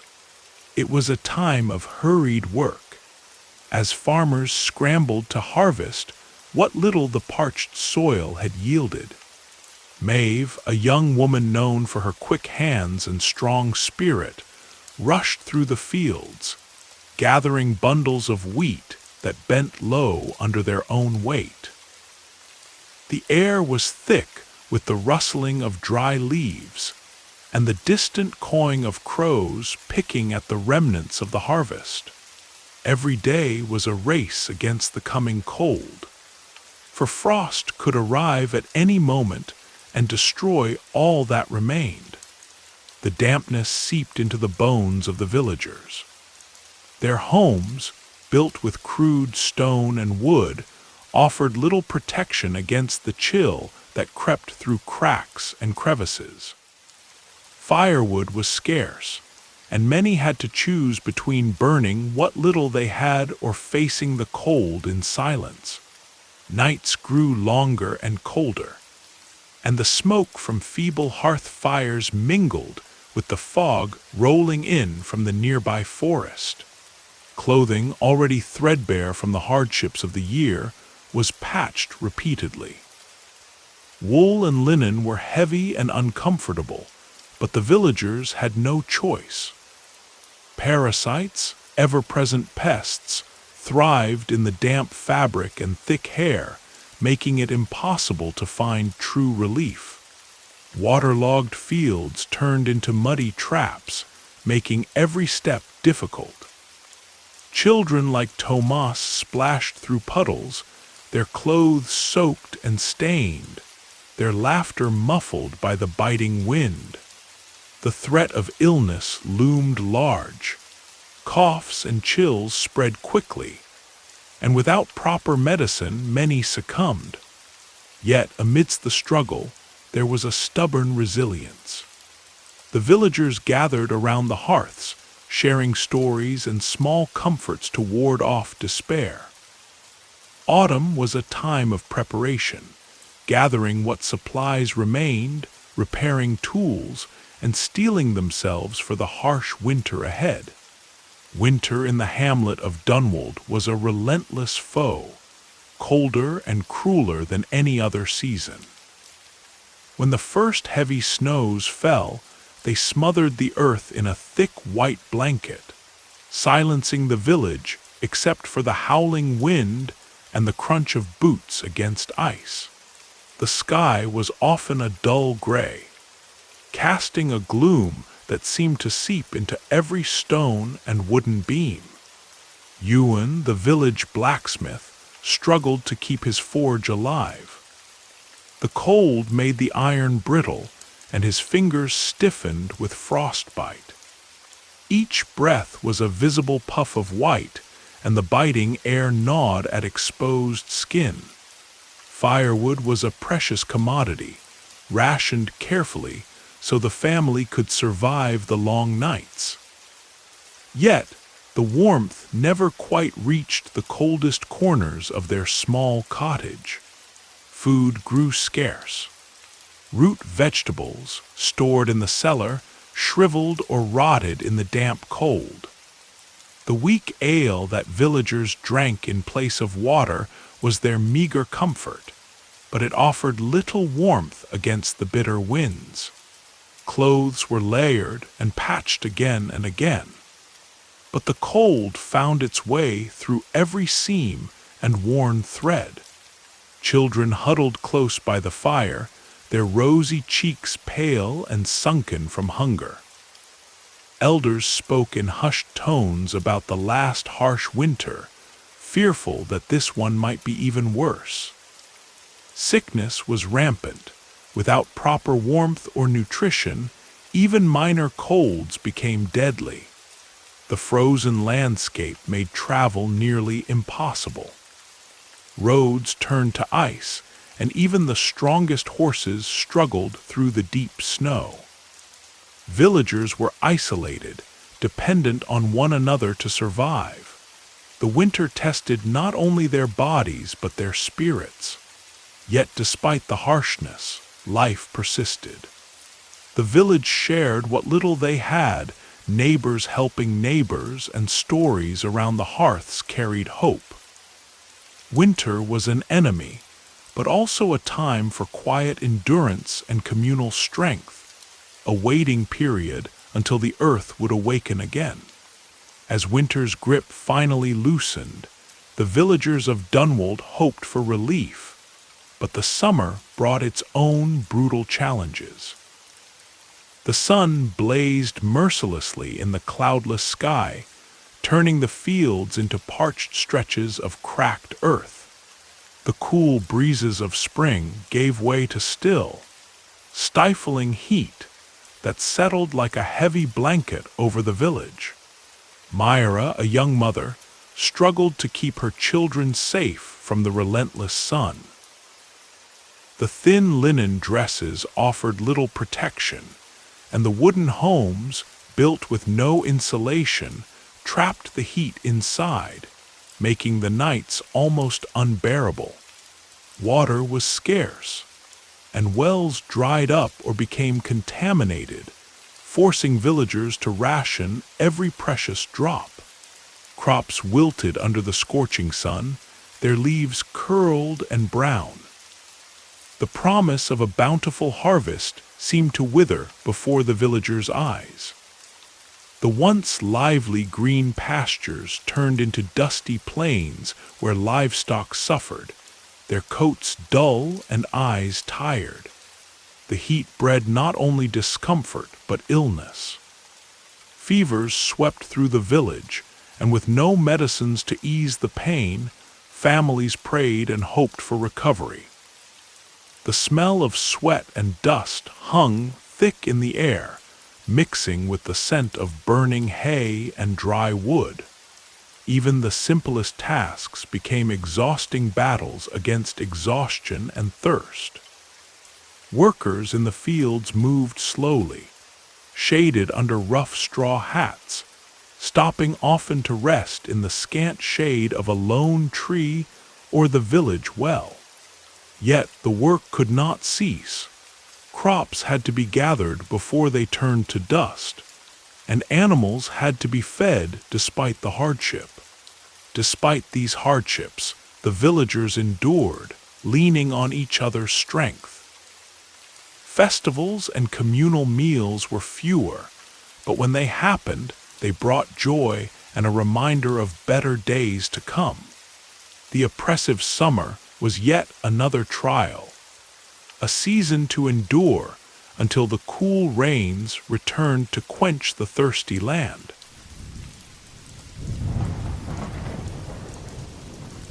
In the small riverside town of Eldam, water was life, but also a source of dread. The river Win flowed slowly past the village, its dark waters glinting under the pale morning sun. For the villagers, this river was both a blessing and a curse. It provided fish and water for their crops, but also whispered tales of sickness and death. Elric, the village healer, stood by the riverbank, watching the water ripple around his worn wooden staff. He knew the river better than most. To the people of Eldam, the river was mysterious and dangerous. Mothers warned their children not to drink too much, and the elder Bram told stories of the river spirits punishing those who dared to bathe too often. Bathing was rare in Eldam. The idea of washing the body with water was seen as risky. Many believed that opening the skin could let evil spirits or illness inside. Instead, people rubbed themselves down with cloths or sprinkled herbs to hide the smell of sweat and dirt. Willa, a curious girl of 10, watched her older brothers splash in the river every day, daring to get wet despite the warnings. She wondered why the adults were so afraid of the water, even as they depended on it to survive. Elric had tried to explain that dirty water could carry sickness, but few wanted to hear. Fear was stronger than knowledge.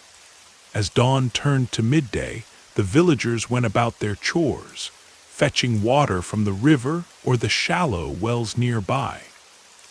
The water was cloudy and sometimes smelled strange, but no other source was close. Clean water was a luxury Eldam could not afford. At night, the villagers whispered stories of people who bathed too much and caught terrible diseases, their skin burning and their breath foul. These tales kept the baths empty and the river feared. Weeks passed in Eldam, and the villagers' fear of the river only grew stronger. In the center of the village stood a communal well dug many years ago, meant to be a safer source of water. But that spring brought its own dangers. Marla, a strong woman known for her hard work in the fields, fell ill suddenly one afternoon. Her skin turned pale, and she complained of stomach pains so fierce she could barely stand. The village healer Elric was called, but even he was puzzled. The well water, once trusted, now seemed to be the culprit. At first, no one dared suspect the well. It was protected by an old wooden roof, and its water looked clear. But day by day, more villagers started showing signs of sickness, fever, weakness, and strange rashes. Panic spread, whispers flew. "The well is cursed," some said. Others blamed the bad spirits for poisoning the water. Elric, desperate to save his people, began to investigate. He took water samples from the well, the river, and puddles in the village. He noticed a foul smell coming from the well water and tiny particles floating inside. He remembered reading old manuscripts about invisible dangers lurking in water that no one could see. Though he didn't have microscopes or modern science, he guessed something invisible was causing the illness. Meanwhile, villagers stopped using the well and returned to the feared river, choosing to risk the dangers of bathing and drinking there over the sickness from their own well. Marla's condition worsened, and many feared the worst. Elric prepared a bitter herbal concoction to ease her pain. But deep down he knew the solution would have to come from understanding and protecting the water, not just treating the symptoms. The fear of water was no longer just about spirits. Now it was about a real, silent enemy that no one could see. As summer deepened, the villagers of Eldam found themselves trapped between two dangers: the poisoned well and the dreaded river.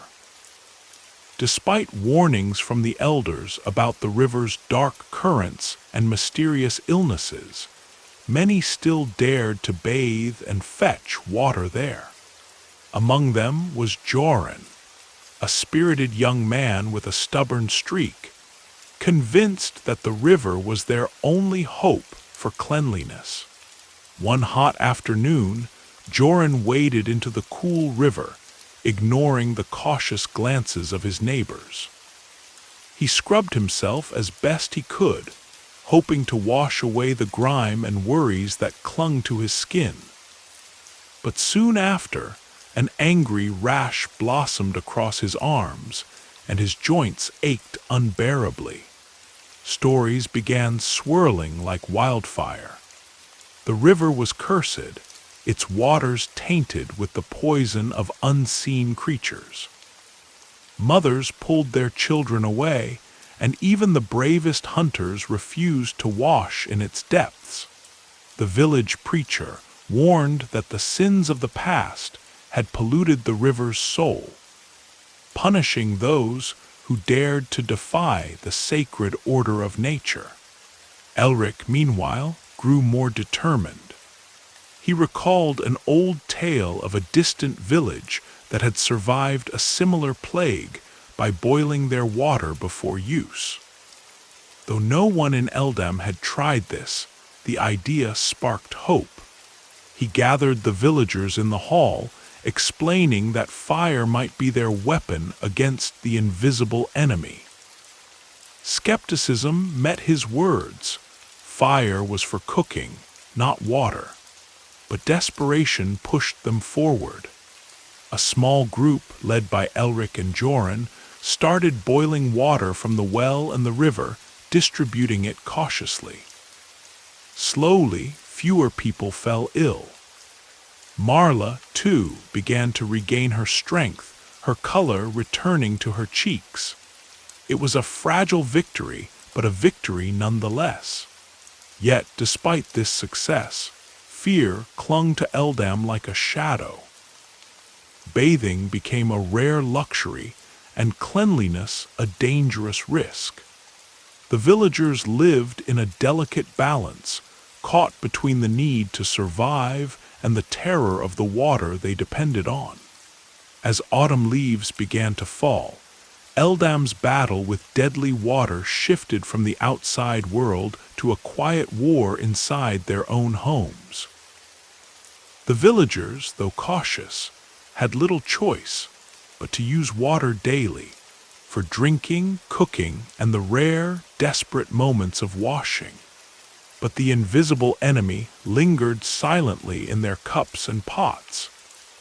Unseen microbes, spreading illness like a creeping shadow. Old traditions clashed with new fears.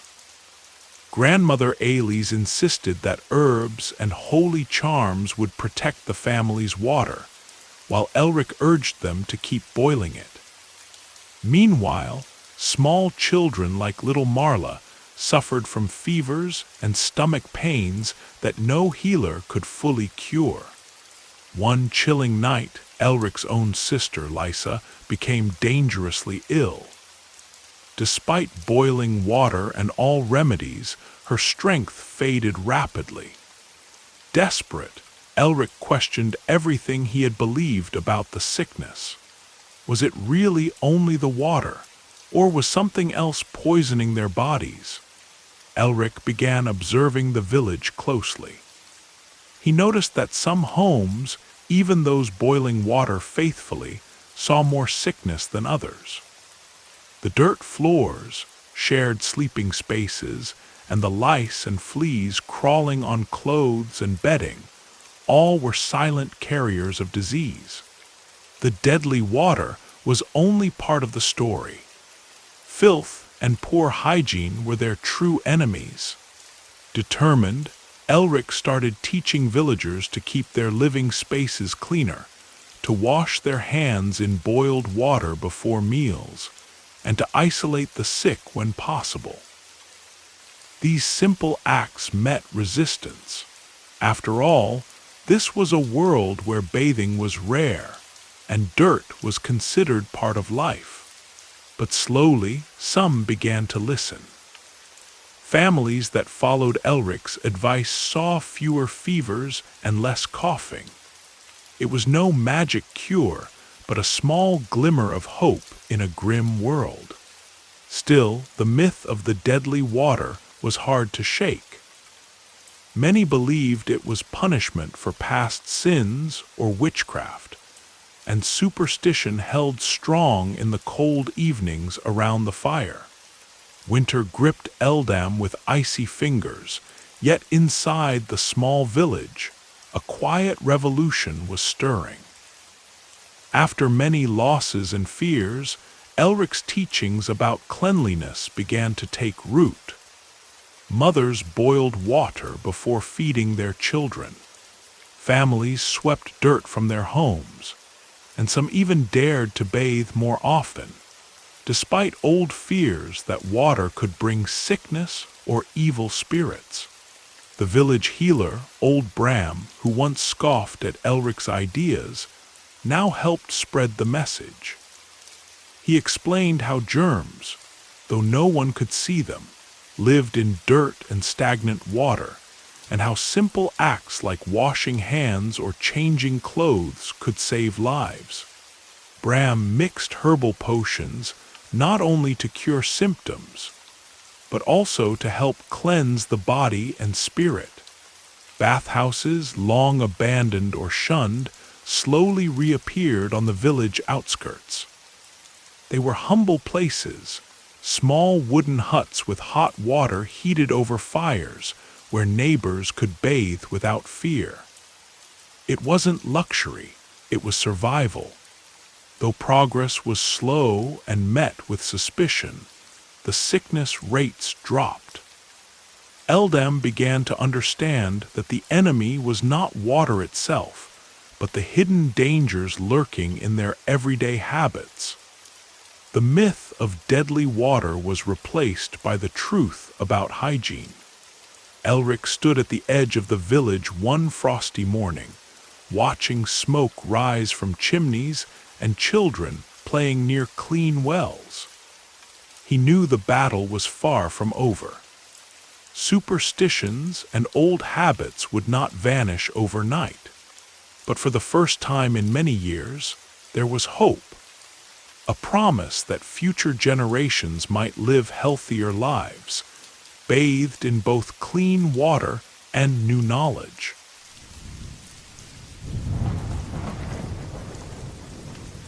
In a small, fog-shrouded village nestled deep in the valley, the old healer Elias prepared for another long day. His tiny wooden hut smelled of dried herbs, bitter roots, and something faintly metallic, remnants of countless treatments gone by. The flickering candlelight cast tall, wavering shadows on the cracked plaster walls, and a few jars filled with strange concoctions sat quietly on crooked shelves. Elias was no learned doctor from a city's grand hospital. He was a simple man, known among villagers as the herb keeper.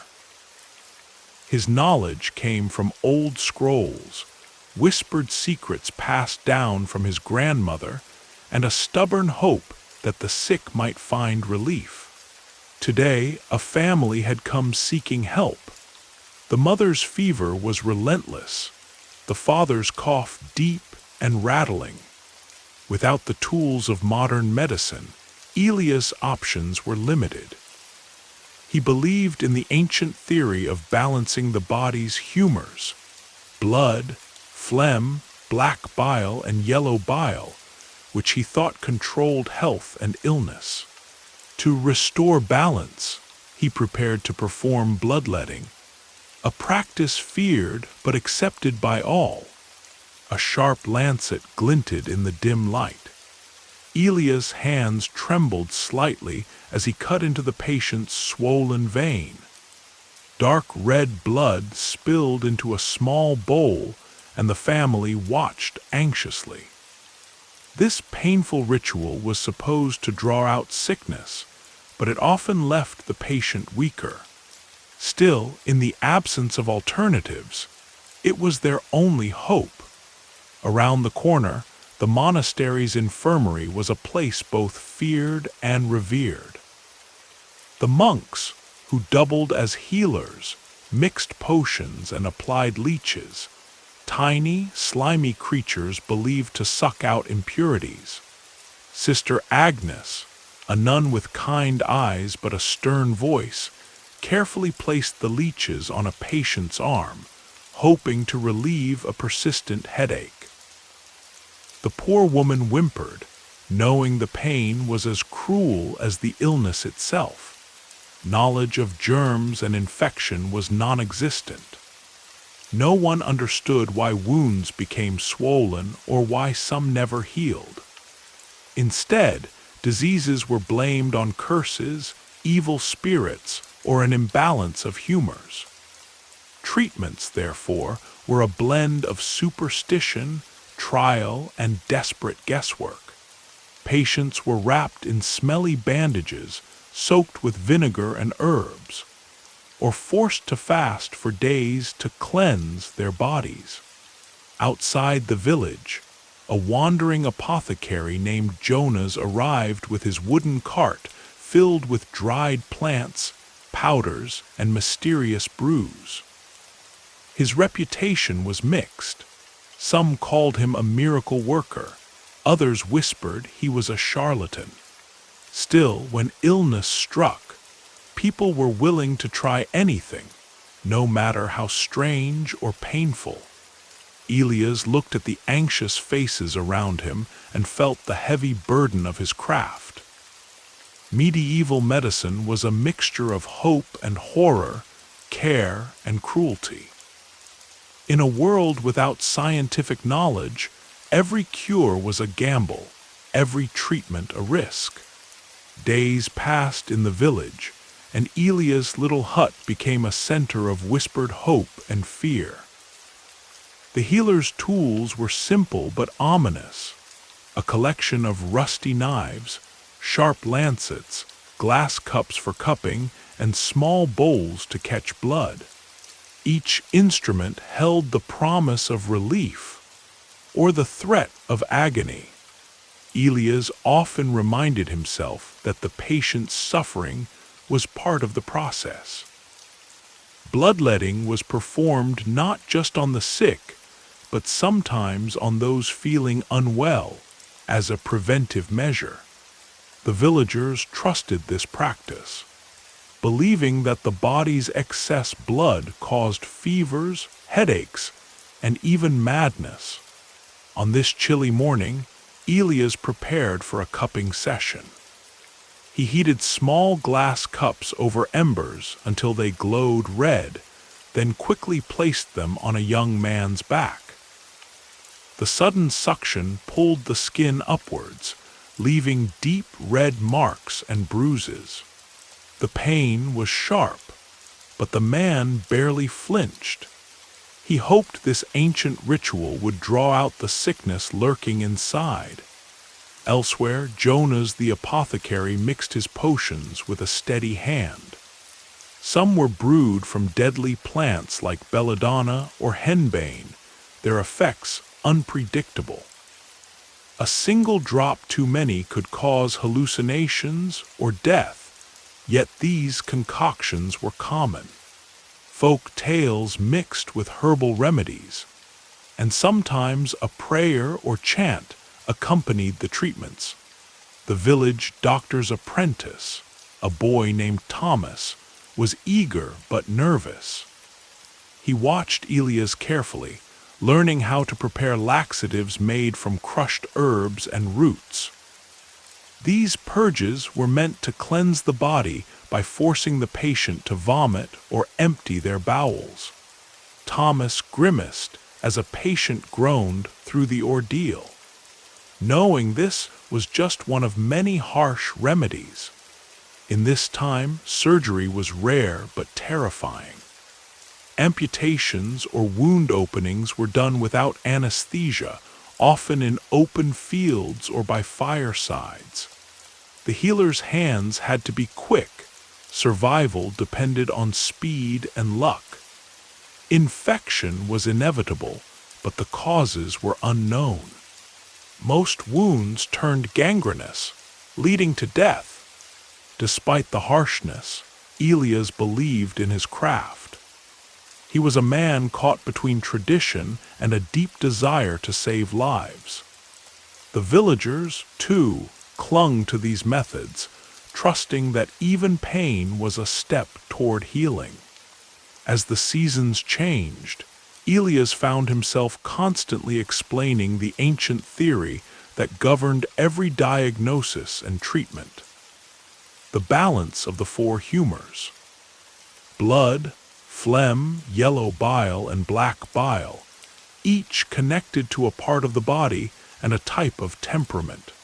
Health meant harmony among these fluids. Disease was their imbalance.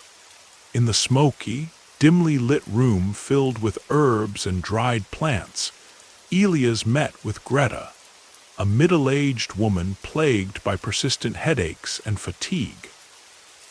After listening carefully, he concluded her body was overwhelmed by excess black bile, thought to cause melancholy and physical weakness.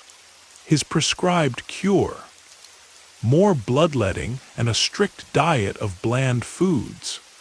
The villagers accepted this wisdom without question. They believed their emotions and physical ailments were intertwined. Anger stirred yellow bile, sorrow bred black bile, and so on. This belief shaped not only medicine, but their entire worldview, influencing everything from diet to behavior. Elias' day was punctuated by visits from others, each with unique complaints, but treated through the same lens of humoral imbalance. Young Tomas, suffering from fever and chills, was given cooling herbs and advised to avoid hot foods to counteract an excess of blood. Old Marta's constant cough was blamed on too much phlegm, so she was prescribed warming spices and kept away from cold drafts. The treatment was as much about routine and ritual as it was about healing. Patients fasted, took bitter medicines, and underwent purges and bleedings in cycles that could last days or weeks. The healer's role was not just physical but spiritual, calming fears, reassuring the sick, and maintaining faith in these mysterious processes. Meanwhile, tales of miraculous recoveries and fatal failures alike traveled quickly between villages. Some questioned the methods, whispering about healers who caused more harm than good, but such dissent was rare and dangerous in a world ruled by faith and tradition. Elias sometimes wondered if he was truly helping or merely prolonging suffering. Yet, in the absence of better knowledge, this balance of humors remained the cornerstone of medieval medicine, binding the community in shared hope and fear. Elias' days were filled with more than just bloodletting and balancing humors. The village healer's cabinet was a strange collection of tools, rusty scalpels, sharp leeches, and pungent herbs, each promising relief, yet often bringing pain. One morning, a young farmer named Henrik limped into the hut, his legs swollen and infected from a deep cut sustained while working the fields. Elias inspected the wound and sighed. Without knowledge of germs or antiseptics, the only solution was to drain the infection manually. With no anesthetic, Henrik clenched his teeth as Elias pressed hot iron to the flesh and applied leeches to suck out the sickness. The pain was excruciating, but villagers believed this was necessary to draw out the evil from the body. The use of leeches was common, a practice borrowed from the belief that removing bad blood would restore balance. Elias applied them in rows, watching as they swelled and darkened, hoping to ease inflammation. Meanwhile, patients drank herbal concoctions made from roots and bark, often bitter and foul, intended to cleanse the body from within. Sometimes Elias was called upon to perform more drastic measures, purges and enemas designed to empty the body of toxins. These treatments could last hours, leaving patients weak and exhausted, yet the promise of cure kept them compliant. Yet medicine was not only physical torture, it was deeply tied to spiritual beliefs. Elias burned incense and chanted prayers, invoking saints and holy relics to aid the healing process. Illness was often seen as a punishment from God or a test of faith, and the healer was part doctor, part priest. The crude treatments reflected the limits of knowledge at the time, but also a desperate hope for survival. Even with pain and fear, people clung to these rituals, believing that the suffering endured was a necessary passage toward health. Despite the pain and primitive methods, Elias never lost hope. He believed that every harsh treatment was a step toward healing, a way to wrest the body from the grip of sickness. His small hut, though filled with strange tools and harsh smells, was a place where despair met determination. One evening, a noblewoman named Lady Isolde arrived, carried by her attendants. She was pale, feverish, and weak, victim of a mysterious illness that no one in the village could understand. Elias knew this was beyond his usual remedies. With trembling hands, He prepared a blend of rare herbs sent from distant lands, sage, thyme, and valerian, hoping their powers would soothe her fever. He stayed by her side through long nights, offering gentle touches and whispered prayers. Though Elias lacked modern science, his care was real. Word of Lady Isolde's slow recovery spread, bringing cautious optimism to the village. Outside the hut, life continued in its relentless rhythm. But within those four walls, medicine was not just about torture. It was about a fragile hope, the human will to fight against the unknown, and the belief that someday knowledge would bring better cures. In a time when pain was the only constant, Elia's compassion was a light, shining through the darkness of medieval medicine.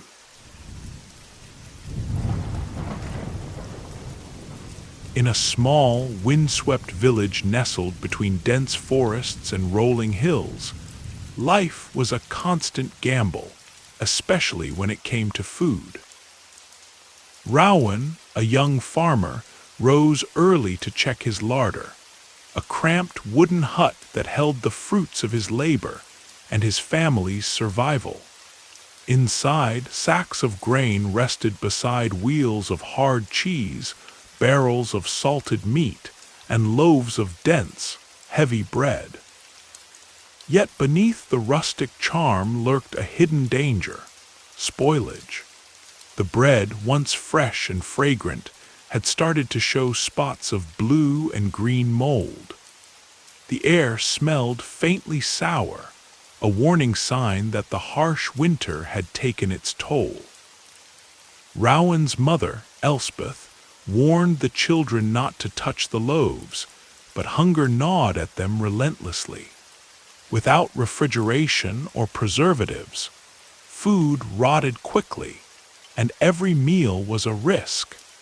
Worse still, rumors swirled of a strange affliction in nearby towns, people suffering from ergotism, a terrifying disease caused by moldy rye.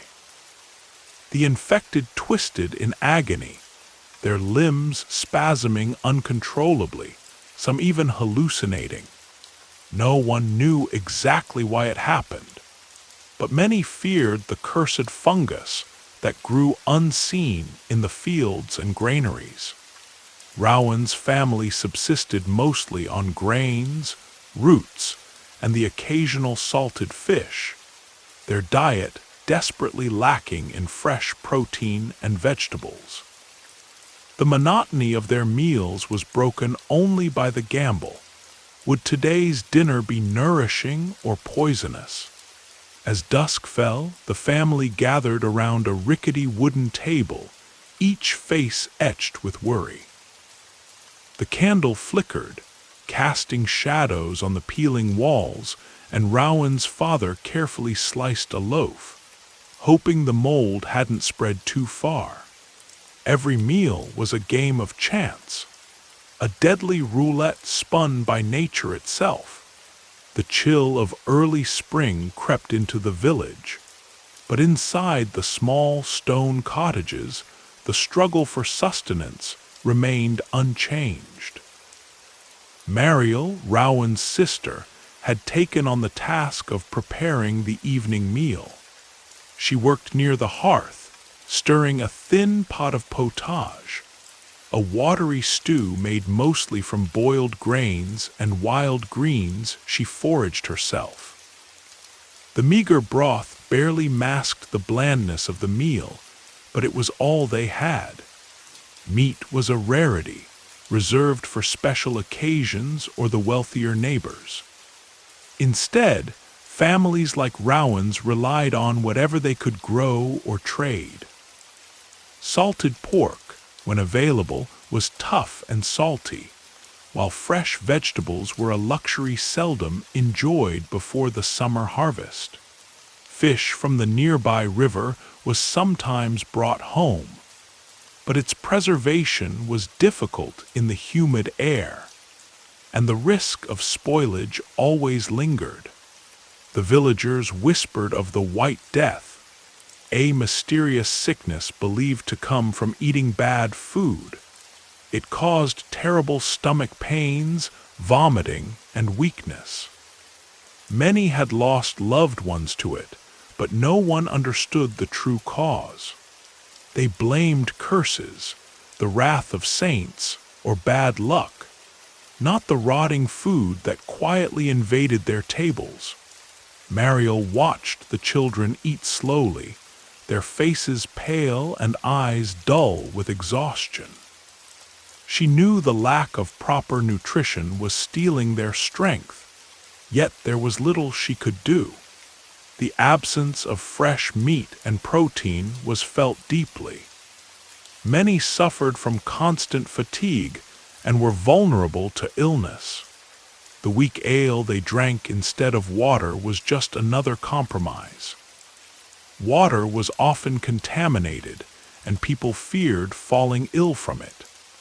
So, even the simplest meal was a mixture of scarcity, risk, and the silent, gnawing hunger that never quite left them. As summer arrived, the village's challenges with food took a darker turn. The humid air seeped through the cracks of their wooden homes, encouraging the growth of mold on their meager bread and stored grains. Silas, the village baker's apprentice, often found himself discarding loaves that had gone fuzzy with a sickly green or white powder. Still, when hunger was fierce, even moldy bread was eaten without hesitation. Ergotism, a deadly affliction caused by consuming moldy rye, was whispered about in fearful tones. It brought terrifying symptoms, burning sensations in limbs, convulsions, and in the worst cases, gangrene that led to limbs falling off. Some villagers believed it was a curse from the devil, punishing sinners, while others saw it as punishment for their poverty. In the kitchens, Mariel and other women tried their best to inspect the grains before baking or cooking. They pounded and sifted repeatedly, hoping to separate the bad from the good, but the fine spores were almost invisible. The risk was always there, lurking in their staple food. Protein remained scarce, and with poor soil and erratic weather, the livestock was thin and weak. Chickens laid fewer eggs, and cows produced less milk. Hunting was dangerous, and the forest was growing quieter with each passing year. Many children were pale and fragile, their bones weak from malnutrition. At the village feast held once a year in honor of the local saint, the poor would gather, hoping for scraps of roasted meat or a bit of cheese. Yet many left with stomach aches or worse, victims of tainted food no one could control. In the dim kitchens of the village, meals were a dull routine. Every day, the staple stew simmered over the fire, a watery mix of roots, wilted greens, and the occasional scrap of dried meat. There was little seasoning beyond salt, which was a precious commodity and carefully rationed. Pepper, herbs, and spices were luxuries known mostly to the wealthier townsfolk or traveling merchants. Old Gertrude, who had seen many winters, lamented that the food had lost all flavor. "We eat not for joy, but to keep the hunger at bay," she'd say, stirring her thin bowl of potage. Children, their cheeks sunken from malnutrition, ate quietly, unaware of any other tastes. Bread, often stale or mold-speckled, was a constant companion, but did little to satisfy. The villagers feared eating too much at once. Indigestion could bring on fevers or worse, illness that could claim a life. Farmers like Tom struggled with the land's meager yield. The poor soil meant fewer crops and less variety. Their winter stores were meager, and by early spring, hunger gnawed sharply. Rarely did they get fresh meat or eggs.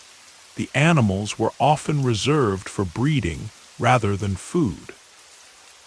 The scarcity forced families to make do with whatever was left, sometimes spoiled cabbage, sometimes overcooked grains that stuck unpleasantly in the throat. This scarcity bred suspicion and desperation. Some whispered about stealing from neighbors' stores, while others prayed for mercy or a better harvest. Meals were a game of chance, sometimes enough to fill bellies, sometimes nothing but bitter disappointment. As dusk settled over the village, families gathered around meager tables, unaware that danger often lurked within their simple meals. Spoiled grains, contaminated water, and moldy bread were silent killers, slowly eroding health and strength. The infamous ergot, a fungus growing on rye, was a hidden menace that caused agonizing symptoms: hallucinations, convulsions, even death. Few knew its source, and fewer could avoid it. Women like Elinor, the village healer's apprentice, understood the risks but lacked the means to prevent them. She watched helplessly as children complained of stomach pains, parents suffered unexplained fevers, and families lost loved ones to mysterious ailments. Protein was scarce. Meat was a rare luxury reserved for festivals or wealthy lords, leaving most to survive on weak soups and occasional eggs. With limited knowledge of nutrition, villagers did not connect their poor diet with their frailty. Instead, they blamed curses or divine punishment. The kitchen became a place of risk, where every meal was a roll of the dice, sometimes nourishing, sometimes deadly. Despite these hardships, the community endured, sharing what little they had and hoping for better days. Their resilience was quiet but powerful, a testament to human will amid the harshness of medieval life.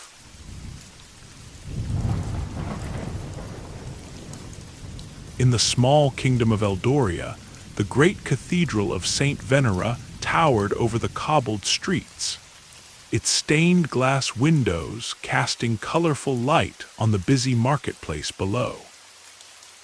Every morning before dawn, the bells tolled, waking the people from their sleep, calling them to prayer. The air was thick with the scent of burning incense and fresh bread from the bakers' ovens. For the villagers and nobles alike, the church was the center of all life. Brother Alaric, a devoted priest with a gentle voice but stern eyes, prepared for the day's first Mass. His simple robe brushed the cold stone floor as he arranged the altar candles and carefully placed the ancient texts on the lectern. The weight of responsibility sat heavy on his shoulders. He knew the villagers looked to him not just for guidance in faith, but for answers in every part of their lives, from disputes between neighbors to questions about sickness and death. Outside Isolde, a young peasant girl with curious eyes and tangled hair, waited with the crowd. She clutched a small wooden cross her mother had given her and whispered a prayer. For Isolde, the church was both a place of hope and fear. Hope for the blessings promised by the saints, and fear of the dark stories whispered about those who defied God's law. As the sun rose, the cathedral doors swung open and the congregation entered, filling the cool, shadowy interior. The choir's voices rose in a haunting hymn, echoing through the vaulted ceilings. The prayers were long and solemn, filled with words about sin, forgiveness, and the eternal battle between good and evil. In Eldoria, the church's influence reached into every home. Festivals, marriages, births, and even punishments were ruled by religious law. To stray from the path of righteousness was to invite disaster, both in this life and the next. The fear of eternal damnation was real and constant.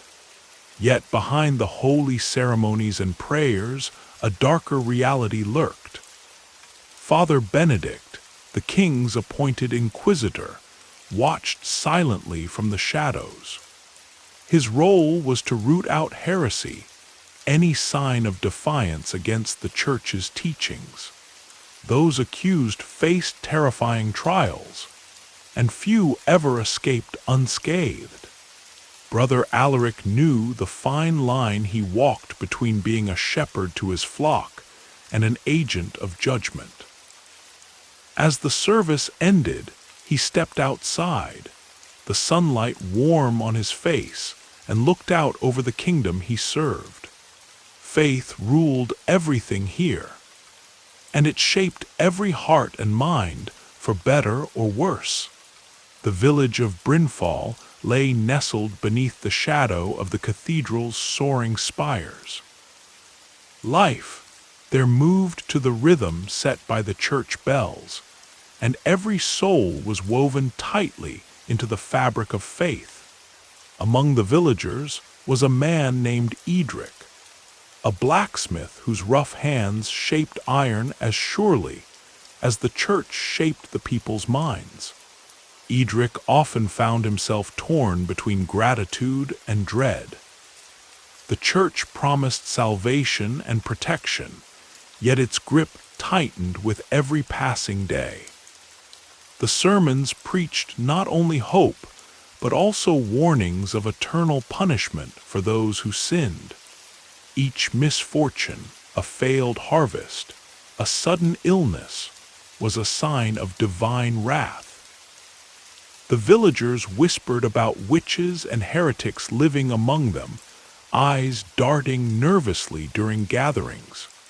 One misty morning, the church summoned the villagers to the square for a public confession.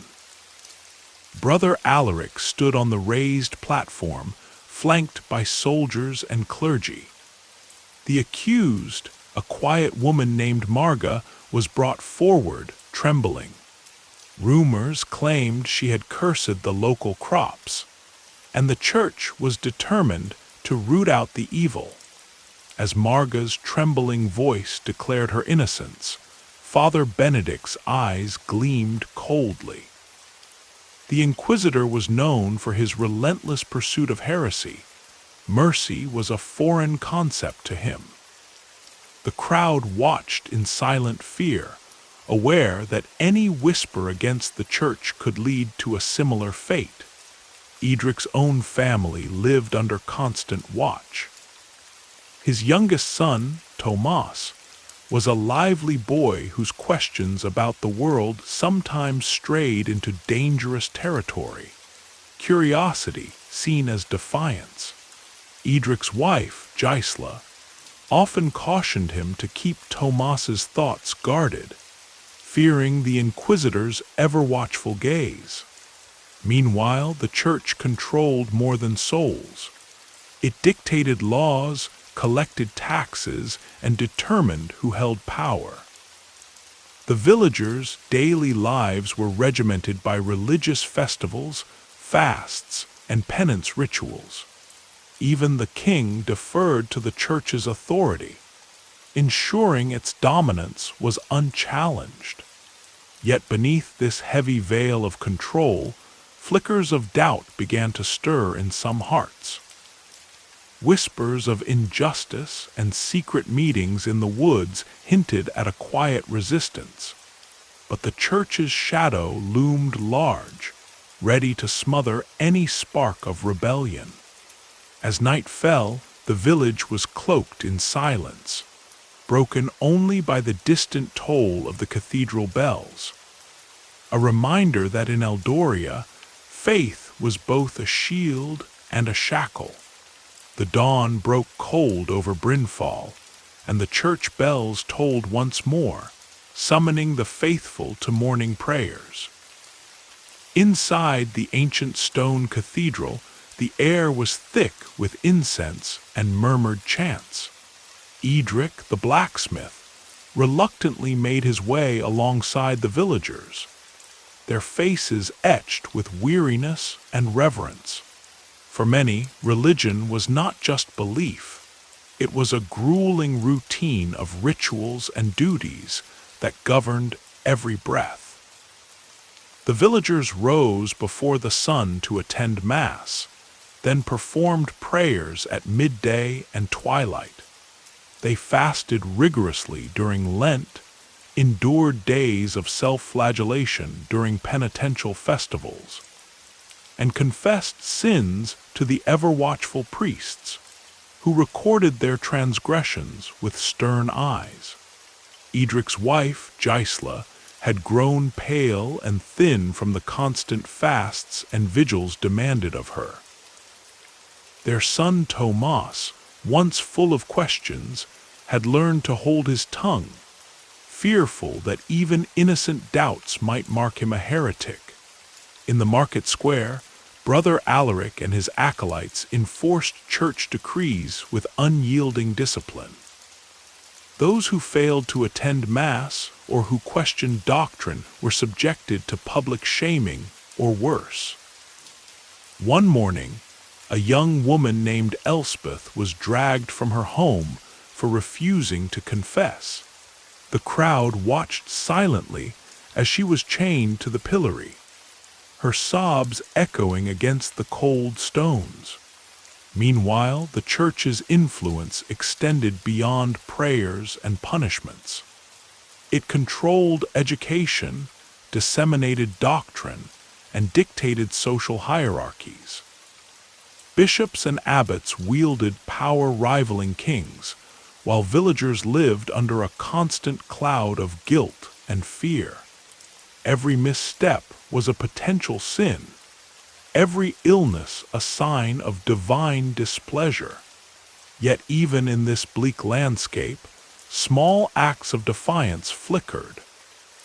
Secret meetings whispered in taverns, coded letters exchanged under moonlight.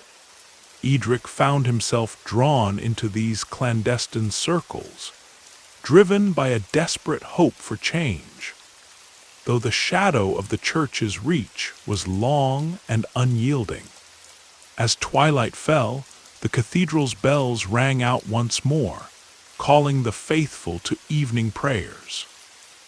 The villagers obeyed, their steps heavy with the weight of faith and fear, trapped in a world where religion ruled everything. The village of Brynfall was blanketed in a thick fog one chilly morning, mirroring the oppressive atmosphere that clung to its people. The church, towering over the square like an unyielding sentinel, seemed to cast a shadow not only on the land, but on every soul beneath it. The invisible chains of dogma tightened with each passing day. Inside the dimly lit chapel, Father Leofric prepared for the day's sermon. His voice, deep and unwavering, echoed off the stone walls as he preached about sin, salvation, and the eternal wrath awaiting those who strayed from the righteous path. His words were both balm and blade, comforting the devout while instilling fear in the doubters. The fear of heresy was a potent weapon wielded by the church to maintain control. Rumors spread like wildfire about those accused of secret pagan practices or blasphemy. The slightest whisper, a careless word, or an unfamiliar ritual could summon the dreaded Inquisition. Marjorie, a widow known for her healing herbs and knowledge of the forest, found herself at the center of suspicion. Villagers, their eyes clouded by fear, accused her of witchcraft when several children fell ill. Despite her protests and the healing she had offered for years, she was seized and thrown into the dank, cold cell beneath the monastery. The threat of torture and public trial loomed over Marjorie and others like her, paralyzing the community with dread. Children watched as families were torn apart, and neighbors turned suspicious, wary of inviting gossip that could mark them as heretics by association. Yet, beneath the crushing weight of doctrine, the human spirit sought cracks in the armor of fear. Secret gatherings in the woods, whispered prayers to forgotten gods, and the quiet exchange of forbidden knowledge kept flickers of hope alive. Edric, torn between his faith and his conscience, wrestled with the rising tide of doubt. At night, as the village lay silent under a starless sky, the church bells tolled relentlessly, a haunting reminder that religion ruled every corner of life. But in the hearts of some, a quiet rebellion was stirring, a yearning for freedom beyond the walls of faith and fear. The air in Brynfall was thick with tension as the annual festival of light approached. Normally a time for joyous celebration, it had become a reminder of the church's unrelenting dominance. Banners depicting saints fluttered in the cold wind, and the villagers, dressed in their plainest garments, moved with weary obedience. Father Leofric stood on the steps of the grand cathedral, his robe billowing as he addressed the crowd. His sermon was a powerful mixture of warning and promise, the eternal damnation awaiting sinners, the mercy granted only through unwavering devotion. Every word was meant to bind tighter the chains of faith and fear. But change, subtle and slow, began to stir beneath the surface. Edric, once a fervent believer, now questioned the stories told from the pulpit. His encounters with Marjorie's secret followers revealed a different perspective, one where kindness, reason, and hope existed beyond rigid doctrine. Marjorie, having endured the torment of imprisonment and public shaming, was finally released due to a lack of concrete evidence. Her quiet resilience inspired many, planting seeds of doubt about the infallibility of the church's authority. As the festival's bonfires blazed against the night sky, whispers of reform spread through the crowd. Some prayed not only to saints, but also to the forgotten gods of old, seeking comfort beyond the cold stone walls. Children played games mimicking the old legends, and elders exchanged tales of a time before fear ruled their lives. Though the church still commanded respect and fear, cracks in its iron grip were visible. The villagers' hearts yearned for a world where faith could be a source of peace, not punishment. As the last embers faded and dawn crept over Brynfall, the balance of power remained uncertain. The old order held firm, but the winds of change whispered promises of a future where belief was personal, not imposed. In the shadowy village of Eltalo, life for women was shaped by iron rules and whispered commands.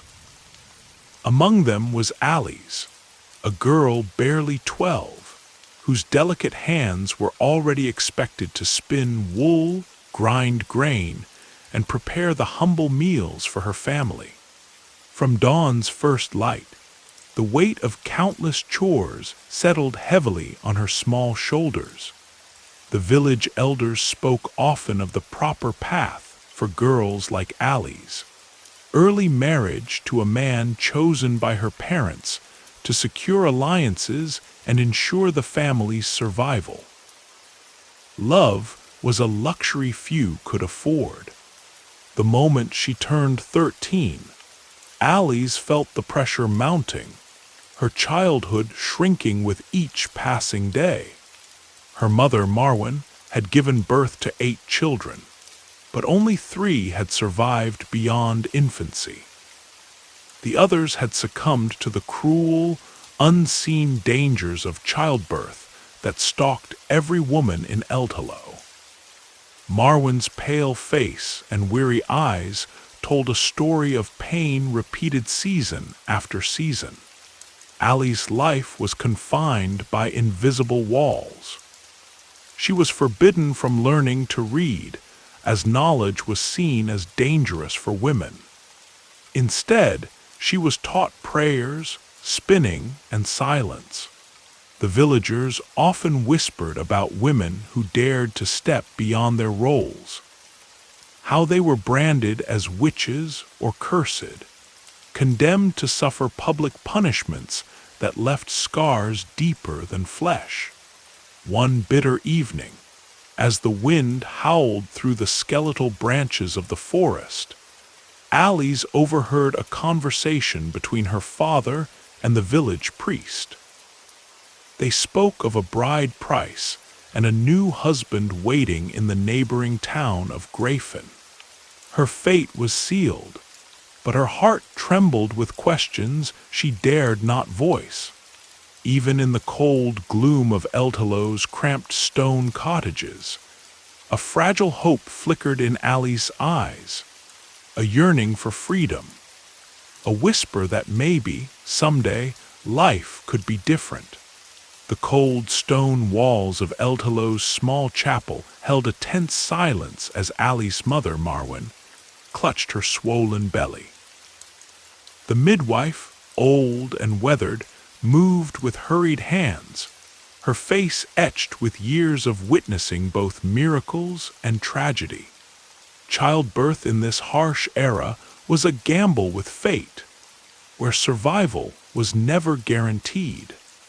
Alice sat nearby, gripping her worn shawl, her heart pounding in sync with her mother's labored breaths. Stories of women who didn't survive the ordeal haunted the village. Silent warnings whispered between neighbors. Marwan had already lost 5 children during birth. Each loss carved invisible wounds in the family's spirit. The midwife's tools were crude, a handful of herbs, a sharp knife, and a steady but untrained hand. There were no doctors, no hospitals, just faith and fear woven tightly together. The pain was unbearable, and infection was a silent, lurking enemy. Many women never left this chamber alive. Outside, the village waited anxiously. The men avoided the scene, leaving the women to bear the burden alone. Ali's young hands trembled with helplessness, yearning to ease her mother's suffering. The weight of impending motherhood loomed terrifyingly ahead for her as well. After agonizing hours, a weak cry pierced the gloom, new life, fragile and trembling. The village rejoiced quietly, knowing well the thin line between joy and sorrow. Marwan's survival was uncertain, and the child's future was as fragile as the candle flickering on the wooden altar. In this world ruled by death and hope, the role of a woman was inseparable from pain and sacrifice. Yet, amid despair, a fierce resilience burned quietly, ready to defy the cruelty of fate. In the dim morning light of the village of Greywood, Elira awoke before dawn. Her small wooden hut, shared with her husband and 3 children, offered little comfort from the biting chill that crept through the cracks.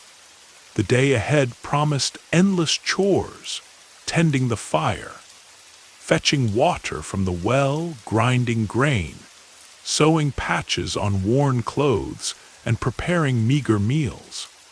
Unlike the men who ventured to the fields or the market, Elira's labor was invisible but relentless.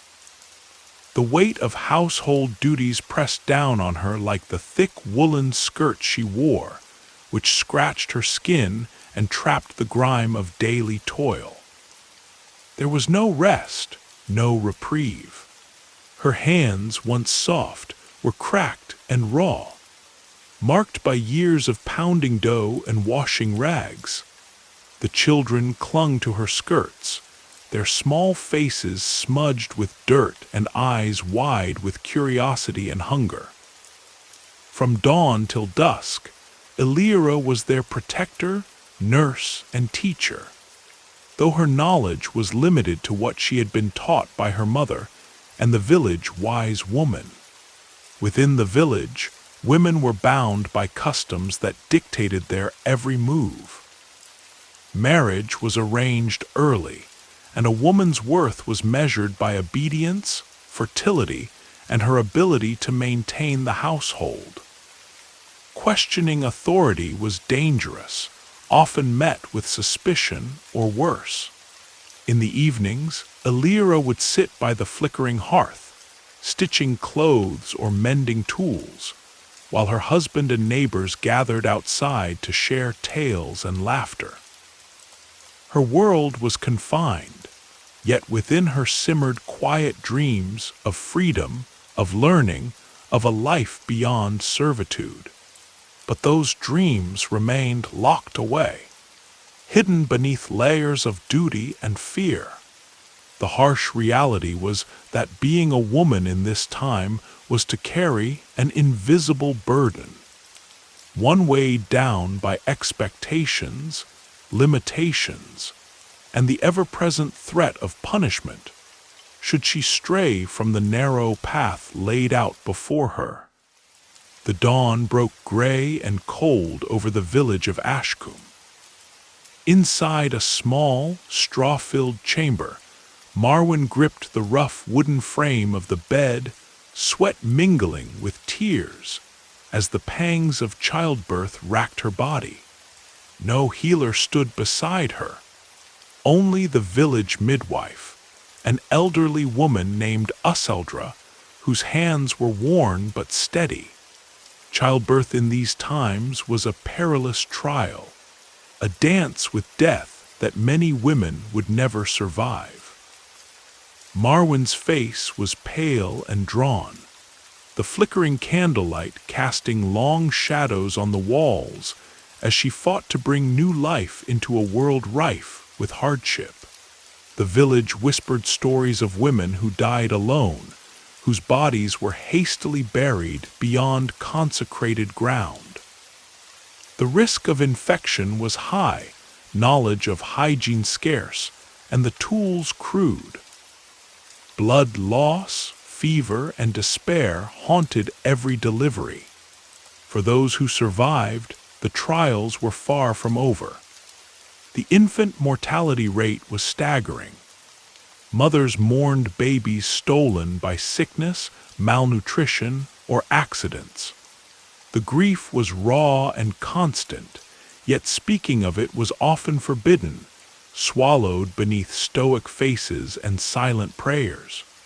Beyond the physical dangers, women bore the weight of societal expectations to produce heirs, especially sons, to secure family honor and inheritance. Failure could mean scorn, suspicion of witchcraft, or worse. Marwen, trembling with exhaustion, finally held her daughter close. Relief washed over her briefly, mingled with the aching fear of what the future might hold. This fragile life was a beacon of hope amid the relentless darkness of their existence. Years passed in the quiet village, and Marwen's world remained tightly woven within the confines of tradition and expectation. From dawn to dusk, her days were filled with unending chores, tending the hearth, spinning wool into thread, fetching water from the distant well, and caring for her growing family. Each task bound her tighter to a life ruled by others' demands. Yet beneath the heavy veil of submission, flickers of quiet defiance began to spark in the hearts of women like Marwen. Though laws and customs severely limited their freedoms, restricting property rights, barring education, and dictating marriage choices, some found small ways to reclaim agency. Marwen, having witnessed too much loss and injustice, started to teach her daughters the stories she had heard from Useldra, the midwife, and from wandering women who spoke of distant lands and different ways. She taught them to recognize herbs that could soothe pain or heal wounds, knowledge passed down through generations, but often feared by those in power. But the church's shadow loomed large. Women who stepped too far outside accepted roles risked accusations of heresy or witchcraft. The fear of the Inquisition hung in the air like a suffocating fog. Rumors swirled of neighbors disappearing in the night, never to be seen again, condemned for whispered transgressions or misunderstood healing practices. Despite the dangers, Marwen and others banded together, forming secret circles to share wisdom and support. These acts, small and fragile, sowed the seeds of future change, a testament to women's resilience in a world that sought to silence them. As twilight fell on Ashcombe, Marwen looked out over the fields, her hands worn but spirit unbroken. Though the chains of her world were heavy, the hope for a different life burned quietly within her heart.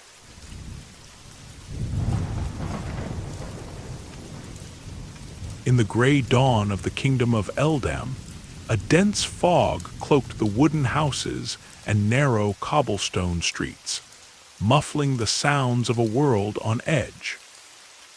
Violence was not merely a specter lurking in the distance. It was woven tightly into the fabric of everyday existence. In the heart of Eldam village lived a blacksmith named Torin, a burly man whose life was hardened by the relentless drum of conflict that echoed across the land. His home, like many others, bore the scars of whispered threats and broken peace. Torin's wife, Elira, bore quiet marks of fear, bruises hidden beneath heavy layers of linen, wounds invisible to the casual eye, but known well by those who lived with the endless cycle of domestic strife. The village was no stranger to brutality.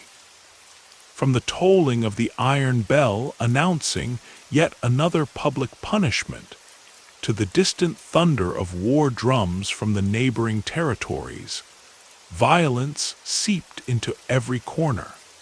Lords wielded power through cruelty, often executing harsh sentences in the village square, a spectacle of terror meant to keep the populace under control. Shackles clanged as accused thieves and rebellious peasants were dragged in chains, their cries swallowed by the indifferent sky. Children grew up witnessing the clash of swords, the shouted commands of soldiers, and the anguished cries of those condemned.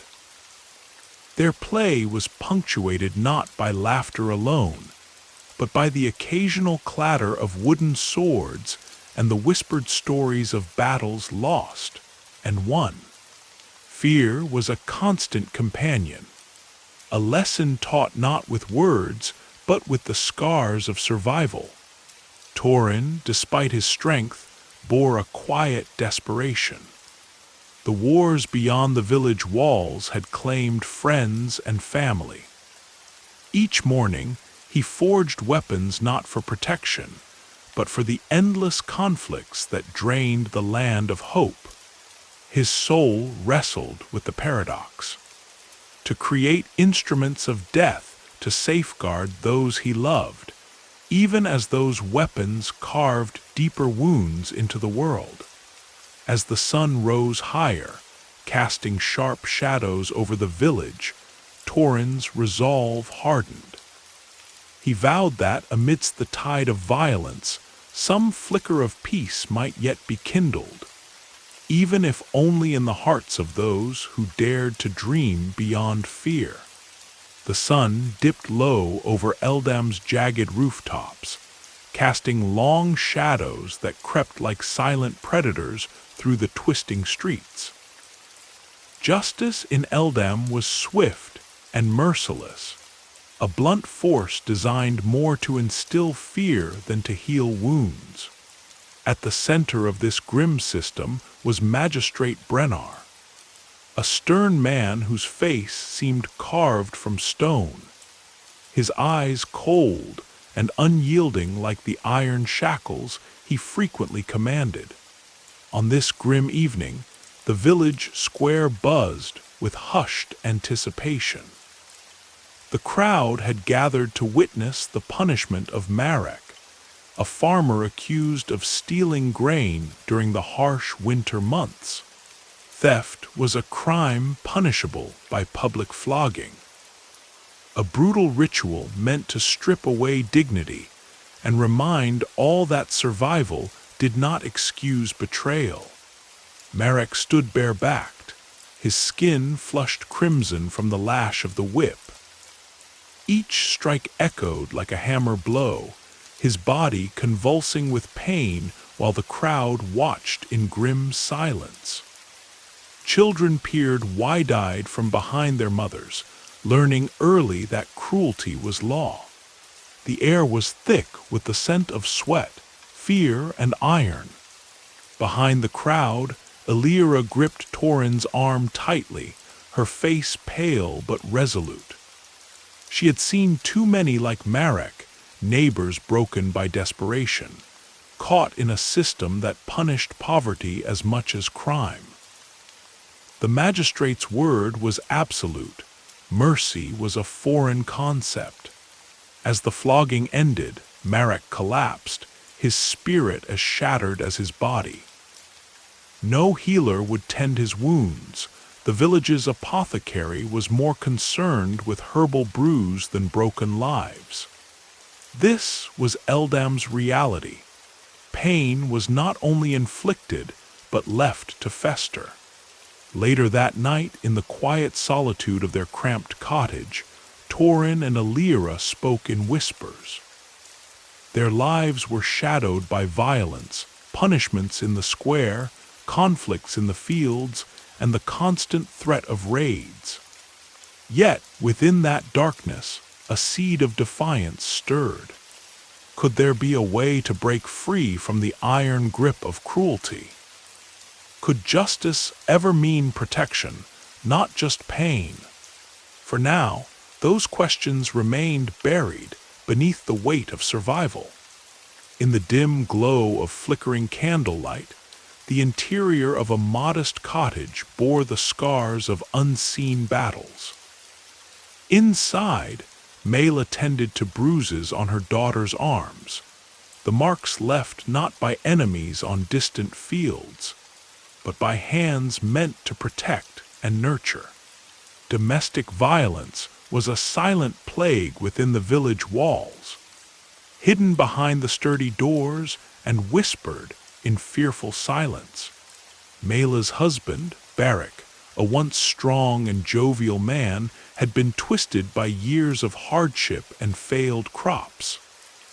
His anger flared like wildfire, often doused only by wine and harsh words. Tonight was no different. The arguments had escalated, and the blows had come quickly, leaving the small family shattered in the aftermath. Outside, the village hummed with preparations for the upcoming festival, a fragile attempt to mask the cruelty lurking beneath everyday life. Yet even celebrations could not erase the bitter memories locked behind closed doors. Mothers exchanged worried glances, knowing the cycle of violence would continue, unchecked by the law that cared more for public order than private suffering. Further down the lane, the local priest, Father Anselm, preached forgiveness and patience, preaching from a pulpit that promised salvation, but ignored the screams that echoed through narrow alleyways. The church was a bastion of authority, yet blind eyes turned away from the wounds within homes. Mela's thoughts drifted to her daughter's future. Would she endure the same fate, trapped by tradition and fear? The shackles of violence bound not just bodies but souls, and in this relentless world, hope flickered like a candle struggling against the night. The morning mist clung to the battlefield like a shroud, blurring the edges of broken armor and fallen men. Garin, a young foot soldier with eyes wide from his first taste of war, gripped his spear tightly as the clash of steel rang deafening around him. Blood mingled with the churned earth beneath his boots, and every scream was a cruel reminder that death was never far away. War was a constant shadow over the land, an unending cycle of raids, feuds, and battles for power. Garin had left behind the small village and the safety of hearth and home, only to find himself caught in a world where survival meant brutality. The soldiers around him were hardened by years of fighting, their faces grim and expressions blank from the horrors they had witnessed. But war was not the only stage for violence. Back in the town square, the executioner's block stood as a grim centerpiece. Public punishments were brutal spectacles, meant to instill fear and maintain order through terror. Today, the crowd had gathered to watch the fate of Tomas, accused of theft and heresy. The executioner's axe gleamed ominously under the cold sun, ready to deliver swift justice, or so the authorities claimed. Children watched wide-eyed, villagers murmured prayers or curses, and the condemned man stood resolute, defiant in his final moments. The public nature of punishment was both a deterrent and a method of control. But for many, it only deepened the despair and violence ingrained in their daily existence.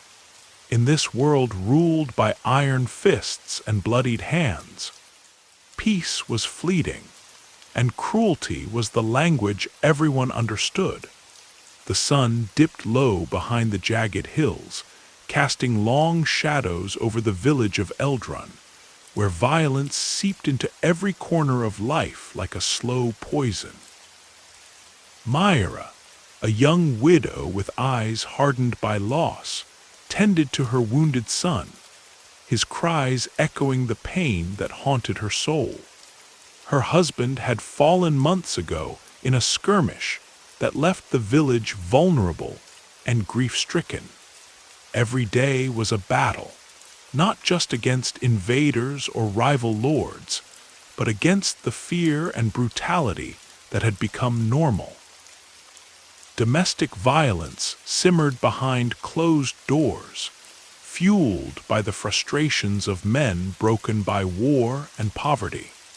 Neighbors whispered of disputes ending in bloodshed, and the church bells tolled not only for the dead, but for the lost souls trapped in cycles of cruelty. Myra remembered the public executions she had witnessed, horrors meant to scare, yet they only bred more hatred and despair. The justice system was harsh and unforgiving, meting out punishments that left little hope for redemption. For many, violence was the only language left to speak, the only way to claim power or defend dignity. As night settled, Myra prayed silently for a world she might never see. A world where children could grow without fear, where wounds could heal without blood, and where peace was more than just a fleeting dream. But in Eldron, as in much of the medieval world, violence was woven into the fabric of daily existence, an endless cycle that chained generations to suffering.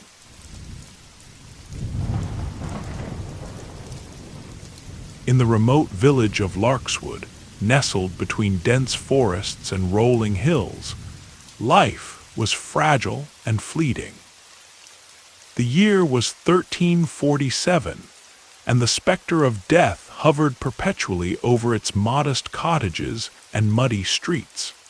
Ilara, a young mother with a weary gaze, clutched her infant daughter close as she listened to the distant toll of the church bell, an ominous signal that another soul had slipped away. The villagers knew too well that life was a fragile thread, easily severed by sickness, malnutrition, or the unseen forces that no healer could conquer. Children like Ilara's daughter rarely survived beyond their 5th year. The air was thick with the scent of damp earth and smoke from funerary pyres. As graves were dug hastily in the churchyard, often shared by many nameless bodies, medical knowledge was scant and mystical. When illness struck, prayers and herbal concoctions were all that remained, but often the remedies brought little relief. The closest healer, old Bram, wore the scars of countless failed attempts. His hands trembled from exhaustion and despair. No one escaped the shadow of death. It lurked in every cough, every fever, every wound. Despite this grim reality, life persisted. Markets buzzed with barter, children played in the dirt, and families clung to hope in whispered prayers. Yet the Grim Reaper was an ever-present companion, a reminder of mortality that shaped every moment in Larkswood. As winter tightened its grip on Larkswood, the village grew quieter, burdened by loss. The cold seemed to seep into bones and souls alike. Ilara's husband, Tomas, had fallen ill weeks ago, a relentless fever that no herb or prayer could quell. The family's tiny hearth offered little warmth against the creeping chill of despair. Each morning, Ilara awoke to the hollow absence of Tomas's voice and the gnawing fear that she, too, might soon succumb. Neighbors whispered of the black sickness that had claimed more than a dozen lives this season. Children who once ran freely now huddled indoors, their laughter replaced by silent tears. Funeral rituals were hastily performed, often without clergy present, as the sheer number of deaths overwhelmed the village's modest church. Bodies were wrapped in linen and lowered into mass graves on the outskirts of Larkswood, where wooden crosses marked rows of the forgotten. Mourning was public yet private, an unspoken sorrow shared among survivors who dared not speak too loudly of their grief. The relentless cycle of birth and death weighed heavily on Ilara's heart. Yet even amidst such sorrow, the villagers found fleeting moments of solidarity, sharing what little food remained, caring for orphans, and lighting candles at dusk to honor those lost. Life's fragility deepened their bonds. Even as the Grim Reaper walked among them with quiet inevitability. In the dimly lit cottages of Elderwin, childhood was a perilous journey shadowed by sickness and loss. Little Ailese clung to her mother's skirts, her wide eyes reflecting the flickering candlelight and the ever-present fear of falling ill. The village's children were the most vulnerable, their tiny bodies too weak to fight off the many diseases that prowled like silent predators. Ailese had already buried 2 of her siblings, one taken by a sudden cough, the other by a relentless fever. The midwife, old Mara, whispered that the village's water was cursed, and the foul air itself was a poison. Every cough, every fevered shiver, was a reminder of how fragile life truly was. Despite the looming shadows, children tried to grasp moments of innocence, chasing fireflies near the edge of the forest, sharing stolen berries, and whispering secrets under the watchful eyes of wary mothers. But the weight of mortality was never far. Many cradled dolls made from scraps, their fragile comfort unable to mask the emptiness left by lost playmates. In the village square, a crude wooden cart marked the graves of the youngest, each tiny cross a silent testament to the grim reaper's cold reach. Parents bowed their heads in sorrow and prayer, knowing the odds that their own children might not see the next season. Yet in this bleak existence, the flicker of hope endured, a hope that one day the village would see laughter return to its children's faces, and the flame of life burn brighter against the darkness. As seasons turned relentlessly, the village of Elderwin grew ever more familiar with the bitter toll of death. In the cramped, cold homes, families gathered around their ailing kin, hands trembling as they tried to offer comfort against the inevitable. The village healer, Tomas, was a somber figure, his remedies mere whispers of hope in a world ruled by suffering. When illness struck, it was swift and cruel. The fevers drained strength, the coughing racked the body, and the once bright eyes dulled to lifeless pools. With no knowledge of germs or medicine beyond herbs and prayers, every case seemed a battle lost before it even began. Burials were hurried affairs. The dead were wrapped in simple linen, their bodies carried to the outskirts where shallow graves awaited beneath the twisted oaks. There was no time for ceremony. The cycle of death was too frequent, too devastating. Amid the grief, stories of spirits and restless souls filled the night. Elders spoke of the veil, the thin boundary between life and death, ever fragile in these dark times. Many believed the dead lingered nearby, watching silently, a constant reminder that life was a fleeting gift. In this realm of shadow and sorrow, the villagers' lives were measured not in years, but in breaths, each one a fragile victory against the grim reaper's unyielding grasp. In Elderwin, the relentless shadow of death had woven itself into the very fabric of daily life. Few lived beyond their 40th year. Children's laughter was often silenced before it fully blossomed. Yet amid this grim reality, life endured, stubborn and fierce. Widows like Mara, who had lost 3 children to the cruel grip of fever, found strength in community. The village came together in mourning and in hope, sharing meager food, lighting candles for the dead, and singing quiet hymns to soothe their aching souls.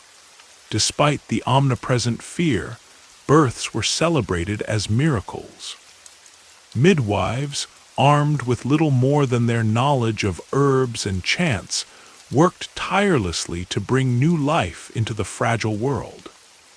Each infant was a beacon of hope, a chance to defy the ever-watchful reaper. Graves were marked with simple stones or wooden crosses, often tended by grieving hands who whispered prayers against forgotten horrors. Stories of ancestors passed from lips to ears, binding generations in memory and resilience. The village's endurance was a testament to humanity's will to survive in the face of despair. Though death hovered like a specter, the people of Elderwyn clung to life's fleeting beauty, to the warmth of a shared meal, the comfort of a friend's embrace, the promise of dawn after the darkest night. In this dance with mortality, they found meaning, courage, and a quiet defiance. A reminder that even in the shadow of the grim reaper, life's fragile flame could still burn bright.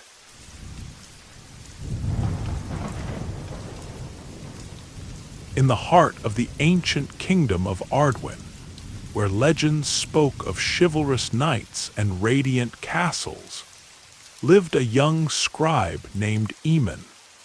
The tales he heard in the great hall, spun by wandering minstrels and lofty nobles, painted a world of honor and grandeur, a world far from the truth that gnawed at the edges of everyday life. Eamon's village, Windmore, lay hidden in the shadow of towering cliffs and dense, tangled forests. Unlike the glittering, courtly scenes described in stories, Windmore was a place of relentless hardship. The fields were rocky and the soil poor, barely yielding enough crops to sustain the villagers through the bitter winters. Most families lived in cramped wooden huts, drafty and dark, where smoke curled endlessly from low hearths. The people were bound not by dreams of glory, but by chains of survival. Mobility was a distant fantasy. The roads were little more than mud tracks, treacherous and slow. For peasants like Eamon's family, the world beyond their village was as unreachable as the stars. The bright armor and polished swords of the knights in tales were replaced by worn leather and simple farming tools. The so-called glorious feasts were rare, and when food did arrive, it was often stale bread and watery stew. A far cry from the banquets sung about in taverns. Yet, despite the hardship, the villagers clung to the stories. They whispered of faraway kings and gallant heroes, not because those tales reflected their lives, but because they offered a momentary escape, a glimpse of hope in the dark. Eamon, with his ink-stained hands and keen eyes, began to question everything. Could the myth of a glorious age survive when the daily reality was so cruel? The more he learned, the more the painted veil seemed to crack, revealing a world where poverty reigned supreme, opportunities were scarce, and survival was a struggle every single day. As the seasons turned in Windmore, Eamon witnessed the harsh cycle that gripped his village like iron shackles. The promises of freedom and progress that echoed in the grand halls of kings were distant echoes here, where the earth itself seemed to resist change. Families were tethered to their plots of land by centuries-old customs. Serfs, like Eamon's father, toiled endlessly with little hope of owning the soil they worked.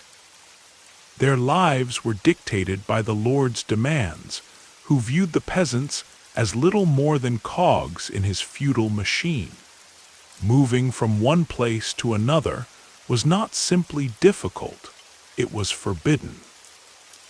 The rigid social hierarchy strangled ambition and made every day a repetition of the last. The village had no school, no marketplace bustling with new ideas or goods, just a handful of rough-hewn homes and a church that preached obedience above all else. Eamon, with his quiet curiosity, longed for more. He dreamed of books beyond the church's dusty tomes, of stories not told by nobles but by common folk. But his dreams clashed painfully with reality. Beyond Windmore's borders, the roads were a patchwork of mud and stone, dangerous for any traveler. Bandits prowled the forests, and distant wars meant soldiers marched through, demanding food and shelter without mercy. The kingdom's politics, filled with intrigue and battles for crowns, rarely touched the villagers except to drain their meager resources. Even the so-called heroes of legend were distant shadows, their deeds celebrated far from the muddy fields where Eamon's family fought daily to survive. The myth of a glorious age faded further with each passing day, as Eamon saw how deeply the chains of tradition and poverty bound his people. Eamon's world was one woven with stark contrasts. While minstrels sang of knights and castles, the village knew only the biting cold of winter nights and the relentless hunger of late spring. The tales of chivalry and grandeur were threads in a tapestry that concealed the grime and sorrow lurking beneath. In the great halls of the nobility, banquets overflowed with roasted meats, sweet wines, and golden dishes, a spectacle meant to dazzle and distract. Yet for Eamon's family, the daily meal was often a thin gruel, heavy with roots and scraps, barely enough to quell the gnawing emptiness. Malnutrition was a quiet thief, stealing strength and shortening lives without ceremony. Disease was a constant companion. The lack of knowledge, combined with crowded living conditions, allowed plagues and fevers to sweep through Windmore. When sickness struck, there were no physicians, only village healers armed with herbs and prayers. Their remedies, while sincere, were powerless against the invisible enemies lurking in the air and water. Despite the hardships, faith remained a pillar. The church was the center of life, a place of solace, control, and sometimes fear. The promise of salvation beyond this harsh world gave hope to some, while others questioned the very institutions that seemed to demand their obedience, but offered little relief. Eamon watched as children his age were sent into marriages arranged by families seeking alliances or favors. The freedom to choose was a luxury few could afford. Girls learned early that their worth was tied to obedience and service, their futures shaped by others' hands. The romance of the age was less about love and more about survival. The myths of a glorious Middle Ages, full of honor, valor, and beauty, dwindled further with each passing day in the village. What remained was a struggle to cling to life and dignity amidst the shadows. As spring yielded to summer, the relentless toil of the villagers became ever more apparent. Eamon's father, Bran, rose before dawn, his hands calloused from years of wielding the plow. The fields surrounding Windmore stretched wide but unforgiving, the soil often poor and stony. Each season was a gamble. A harsh winter or a drought could doom the harvest, leaving the villagers to starve. Serfs like Bran were bound to the land by invisible chains, tied not just by obligation, but by a rigid social order that offered no upward escape. Nobles owned the earth, the homes, and the lives of those who worked it. Taxes were harsh, often in the form of grain or livestock, leaving barely enough for families to eat. The village children, including Eamon, shared the burden. From the moment they could walk, they were put to work, carrying water from the muddy well, gathering firewood, or tending to the meager livestock. Play was a rare luxury. The rhythm of life was dictated by the rising and setting sun, with no days off or reprieve. Bran's body bore the marks of the years, aching back, swollen joints, and deep fatigue. Yet complaining was dangerous. Survival depended on unwavering labor. The Lord's men enforced strict discipline, meting out harsh punishments for missed duties or disobedience. Whippings, fines, or worse, awaited those who dared to resist. Even as Eamon dreamed of freedom and a life beyond the village, the world around him was a cage. The idea of mobility, changing class, land, or fortune, was as distant as the stars. As the years dragged on in Windmore, the shimmering image of a noble and radiant Middle Ages slowly faded into harsh reality. Eamon, now a young man, had witnessed the relentless cycle of hardship that gripped his village and others like it. The once romantic notions of chivalry, grand castles, and gallant knights seemed distant and hollow compared to the daily struggles of survival. The castles on the hilltops were imposing, but cold, fortresses of power that symbolized oppression rather than protection. Nobles feasted in great halls while peasants labored endlessly below, their bodies worn and spirits crushed. The church preached salvation and hope, yet many found solace only in fleeting moments of rest or quiet prayer. Education was a luxury reserved for the few. Most lived their entire lives in ignorance, bound by superstition and fear. The lack of mobility was more than social. It was physical and mental confinement. The villagers' worldview was small and bleak, shaped by scarcity, illness, and the ever-present threat of violence. Travel was rare and dangerous. Rumors and legends filled the air, but few ventured beyond the local lands. Dreams of freedom or adventure often died quietly in the hearts of the young, replaced by the acceptance of their lot. In truth, the Middle Ages were a time of endurance more than glory, a period where survival itself was a victory. The myth of a glorious past was just that, a myth crafted later by poets and painters, far removed from the suffering and toil of everyday people like Eamon and his kin.